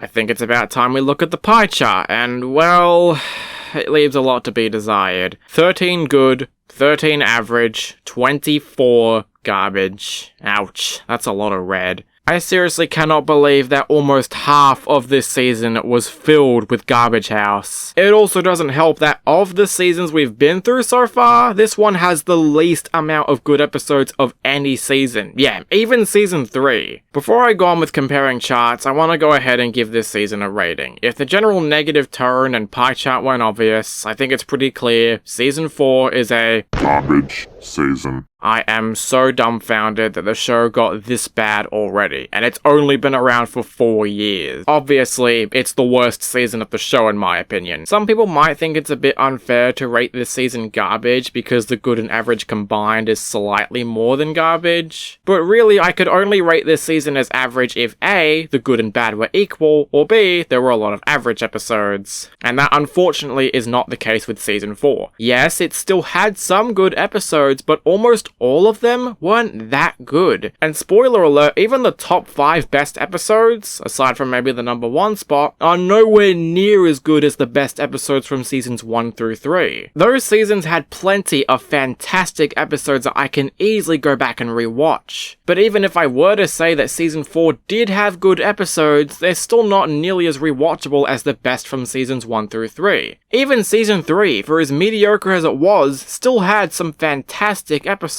like Head Poet's Anxiety or especially Everybody Loves Lenny. Not to mention, most of the bad episodes this season are truly terrible and some of the worst that I've seen in a very long time. I mean, even season 3's worst episode, Frenzy, was nowhere near as bad as most of this season's worst episodes. And even though season 1 still had quite the number of terrible episodes, again, it still had a lot of fantastic episodes, enough to where they were more good than anything else that season. And there's no point in comparing it to season 2 because, well, that's the best season by default because it has like 31 good episodes. So with the overwhelming amount of bad episodes, as well as there not being that many great episodes, is the reason why I think season 4 is bad. I have other things to say about season 4 a little bit later on, but before I get to that, let's do the bottom 5. I don't usually do the lists before the notes, but in this season's case, I think it's the most appropriate. Actually, before I even start this list, I have a dishonorable mention. This was an episode that was on the number 5 spot for so long, and yet only until the end of the season it got kicked off the list. This episode is Kings of the Con, which is generally considered to be the worst episode of the season. Let me re-clarify, I hate this episode. I hate it more than any other special of the show. But the reason this didn't quite make the number 5 spot is because so many people have already hated on this episode, and there were even a few things I was willing to defend, like Lincoln and Clyde. But that doesn't really excuse how terrible the episode was in general because of how the sisters were so selfish and how the judges were so biased and annoying. Plus there was that action sequence which was pretty cool to rewatch. I still hate the episode more than any other special, but I don't think it's quite as bad as people say it is. But if you think I'm trying to be generous, keep in mind, this is the 6th worst episode of the season, and I still think it's worse than anything from season 3 and mostly season 2. Yep, this bottom 5's filled with quite the number of terrible episodes, so let's get on with it. Number 5. Don't you forget about me. I think the general reason why this episode is on the number 5 spot is pretty obvious. Lenny is just so selfish and obliviously unlikable. Some might argue that makes sense because she doesn't want to let Laurie go, but if they were going to do a story like that, they should have at least done it in a different way. Maybe the story could have been about Lenny trying to do activities with Laurie on her last day, so to try and convince Laurie not to go. And maybe Laurie could try to help comfort Lenny and make her think, oh, even though she's leaving, she's not going to be gone forever.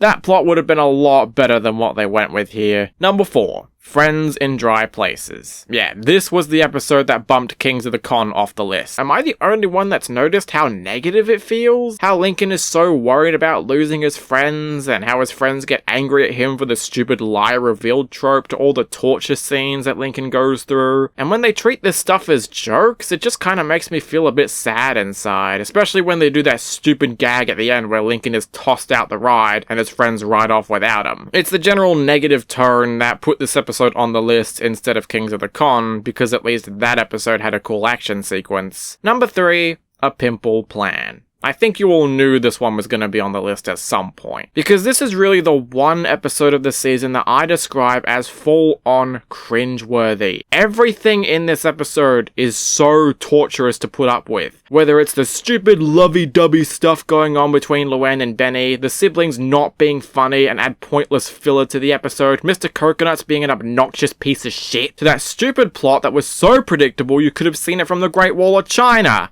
I already don't care about Luann and Benny as a couple, but this episode does nothing to make me see any kind of light at the end of the tunnel. I still hate this couple, and I do not see it getting better anytime soon. You gotta at least add layers to this couple and not make it seem all lovey-dovey, otherwise I'm just not gonna care about it, and when nothing in the episode is redeemable, that makes for a truly terrible experience. Number 2. House Flip.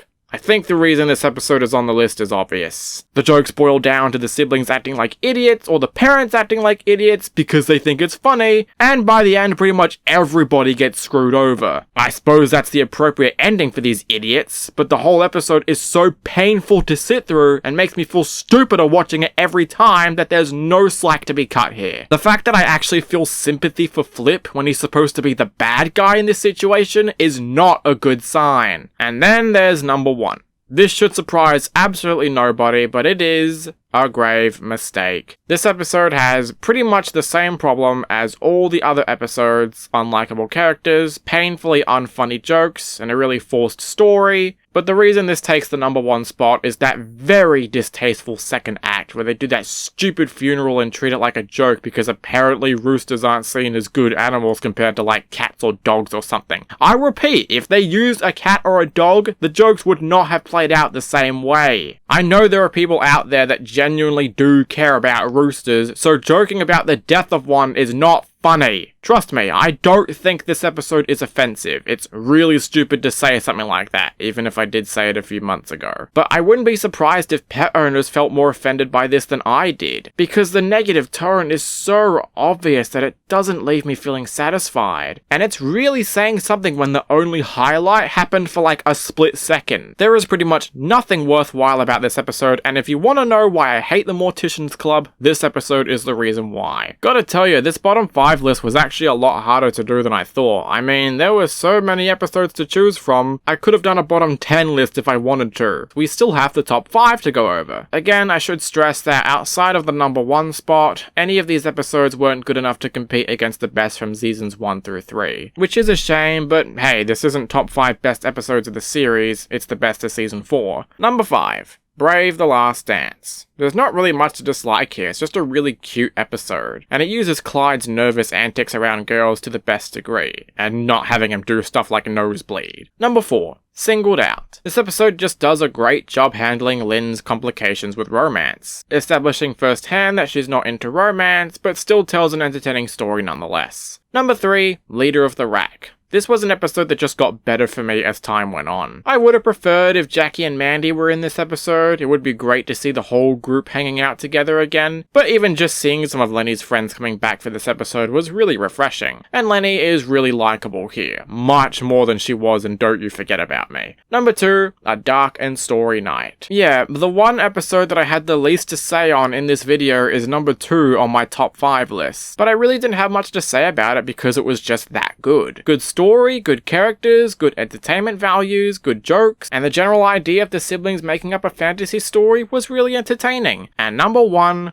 good sports. Yeah, the best episode of the season is a Lynn episode. It's just nice to be able to have a Lynn episode that I can easily go back to without being irritated by her. And almost everything about this episode is handled so flawlessly that this is the only episode that I think could be just as good as the best from seasons 1 through 3. Lynn is very likable here, the dynamic she has with Mr. Grouse is fantastic, the jokes are pretty funny, and the fact that it's a more down-to-earth storyline really helps it a lot. Alright, now on to notes, and this is where you'll start to hear more of my general opinion on season 4. But let's go through a few minor notes first. Firstly, there was a lot of chemistry-based storylines this season, usually episodes focusing on dynamics between characters, like we got a few episodes with Luna and Sam, team-ups between the parents and the kids, or characters gaining new love interests, or characters meeting new people that we've never seen before. It's just really wholesome to see a lot of episodes focusing on dynamics between characters. I kind of hope we get to see more of this in Season 5. Secondly, and this is probably the season's biggest strength, but Lynn is mostly very likable in Season 4. So much so that I don't consider her the worst sister anymore. With the exception of On Thin Ice, she had a lot of highlights here. She had funny moments in episodes like Washed Up and Game Off, she had cute moments like the ending of Room and Hoard, she was a very supportive sister like in Wheel and Deal and again Game Off, and then of course there were those 2 great episodes that managed to be in the top 5 list. I still wouldn't say Lynn is in the top tier of my favourite characters on the Loud House, but she is still a very likeable character for the most part. Now onto the more critical notes. The first being that this season had a lot of repetitive and unoriginal stories. It felt like most of the episodes this season reminded me of an episode from another season or from another show, especially SpongeBob. And it's not just the Casagrandes episodes that reminded me of certain Loud House episodes. No, almost every episode this season reminded me of one or another. And there's also a lot of episodes that use overused plot tropes like jealous characters or that stupid lie revealed story, the kids lying to the parents, someone feeling left out, someone being paranoid. And again, episodes that feel very similar to other seasons. Like, I don't need to watch Sister Act because I can also watch Cover Girls. I like Leader of the Rack, but I can also go enjoy Everybody Loves Lenny. Lincoln being paranoid about something, but that plot was already done before in episodes like Raw Deal. It's just that it's really surprising that we're only 4 seasons into this show and they're already copying plots from other seasons. I don't know who's in charge of coming up with ideas on the show, but they really need more creative potential. Because if I'm reminded of at least 20 or more episodes from other seasons, then something doesn't feel right. Secondly, this season just isn't that funny. I think out of all the episodes, I only laughed out loud once the whole season during Singled Out with that dehydration scene. That doesn't mean there weren't other funny moments this season, but they weren't that funny. It feels like it's relying on running gags that we've seen before, like the parents being stupid even though they think they're clever parents, or there's plenty of jumping the shark moments, or Mr. Coconuts being annoying as hell, or the unrealistic scenarios, the stereotypes, the bad slapstick, and so much more. You know how I complained about Season 3 being so comedic that it didn't feel realistic? Well, I think this season is even worse in that regard. There were so many stories that could have been solved so easily with the simplest knowledge, but the characters never do that. And it doesn't help that most of the characters this season feel dumber than they were before. The siblings usually felt stupider, the parents felt stupider, most of the side characters didn't leave an impact on me, and in general, a lot of the jokes this season were either not that funny, or were kind of funny but not laugh out loud hilarious. I mean, just look at Season 2. There were so many episodes that I found absolutely hilarious compared to this season. I mean, even in those seasons' less than great episodes, still had plenty of moments that I found funny. Again, I'm not saying there weren't other funny moments this season,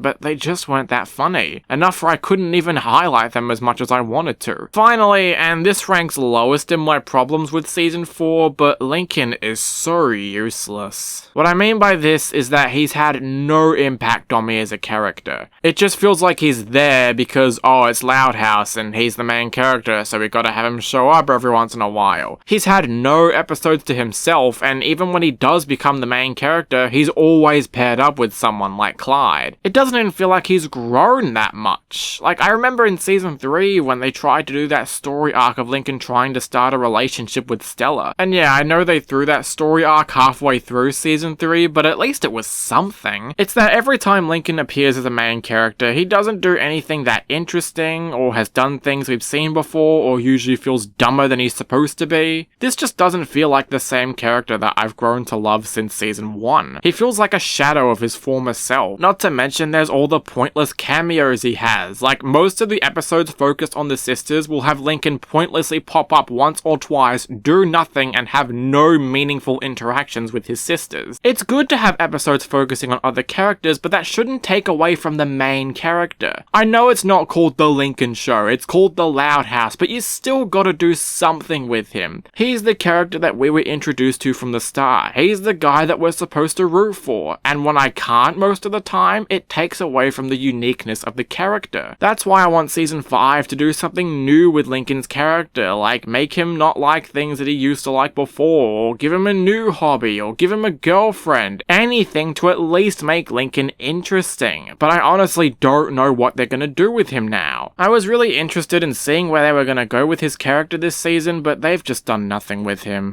In conclusion, I think Season 4 is the worst season of the show, an unfortunate downfall for the show, and the fact that it's only been around for 4 years is kind of sad. In a few years from now, I can imagine Season 4 feeling like a black sheep to the show, but I think what makes this season suffer more aside from those reasons is that it just feels like the same old thing that we've been used to. The show needs to try doing new things, and I don't think aging up the characters is going to be enough. Yes, Laurie's going to go to college, yes, Lincoln's going to go to middle school, but will this change the story progression? Will it change the tone of episodes? Probably not. I have a feeling we're still gonna get episodes about friends derping around, or more bland episodes with stupid love interests like Benny, or the same old jokes and storytelling. The show needs to try doing something unique, something to make it stand out, something to keep it fresh after all these years, like introducing story arcs that play out through multiple episodes, or get characters to try new things. Don't do happy endings all the time. Bring back old characters to do something new with them, or focus more on background characters like Darcy, or Girl Jordan, or Jackie and Mandy. I was able to forgive this with seasons 1 and 2 because that was when the show was new. That was when they were still trying to do these new things. That was when they were still trying to establish a formula. They were trying to get into their comfort zone so that they could focus on telling good stories. But the same old shtick we've been getting nowadays is getting old, and it's one of the reasons why I think season 4, as well as the show as a whole, is falling downhill quickly. I want season 5 to be good. I wanted to try and do new things, but I wouldn't be surprised if that didn't happen. And while I am still gonna review season 5 once it's done, I won't be surprised if all those promises I had don't come true. And maybe that's the unfortunate truth with the Loud House. Special thanks once again goes to Animation Fan 15 for drawing all of the objects, even though he had to draw some for episodes that he liked and I didn't, and if you want to find out which episodes we disagree on, there's a little list in the description. Also, special thanks to the Loud House Encyclopedia for providing the fun facts throughout this video. Special thanks to the Podcast Pals community, especially Muppet Spot for providing links to these episodes since I couldn't watch them at the time. I don't have Nickelodeon after all. And of course, thanks to all of you for being patient and hopefully enjoying this video. And just because season 5 isn't out yet doesn't mean I'm gonna stop doing Loud House videos. I'm probably gonna do some more Loud Bites videos from time to time. But until then though,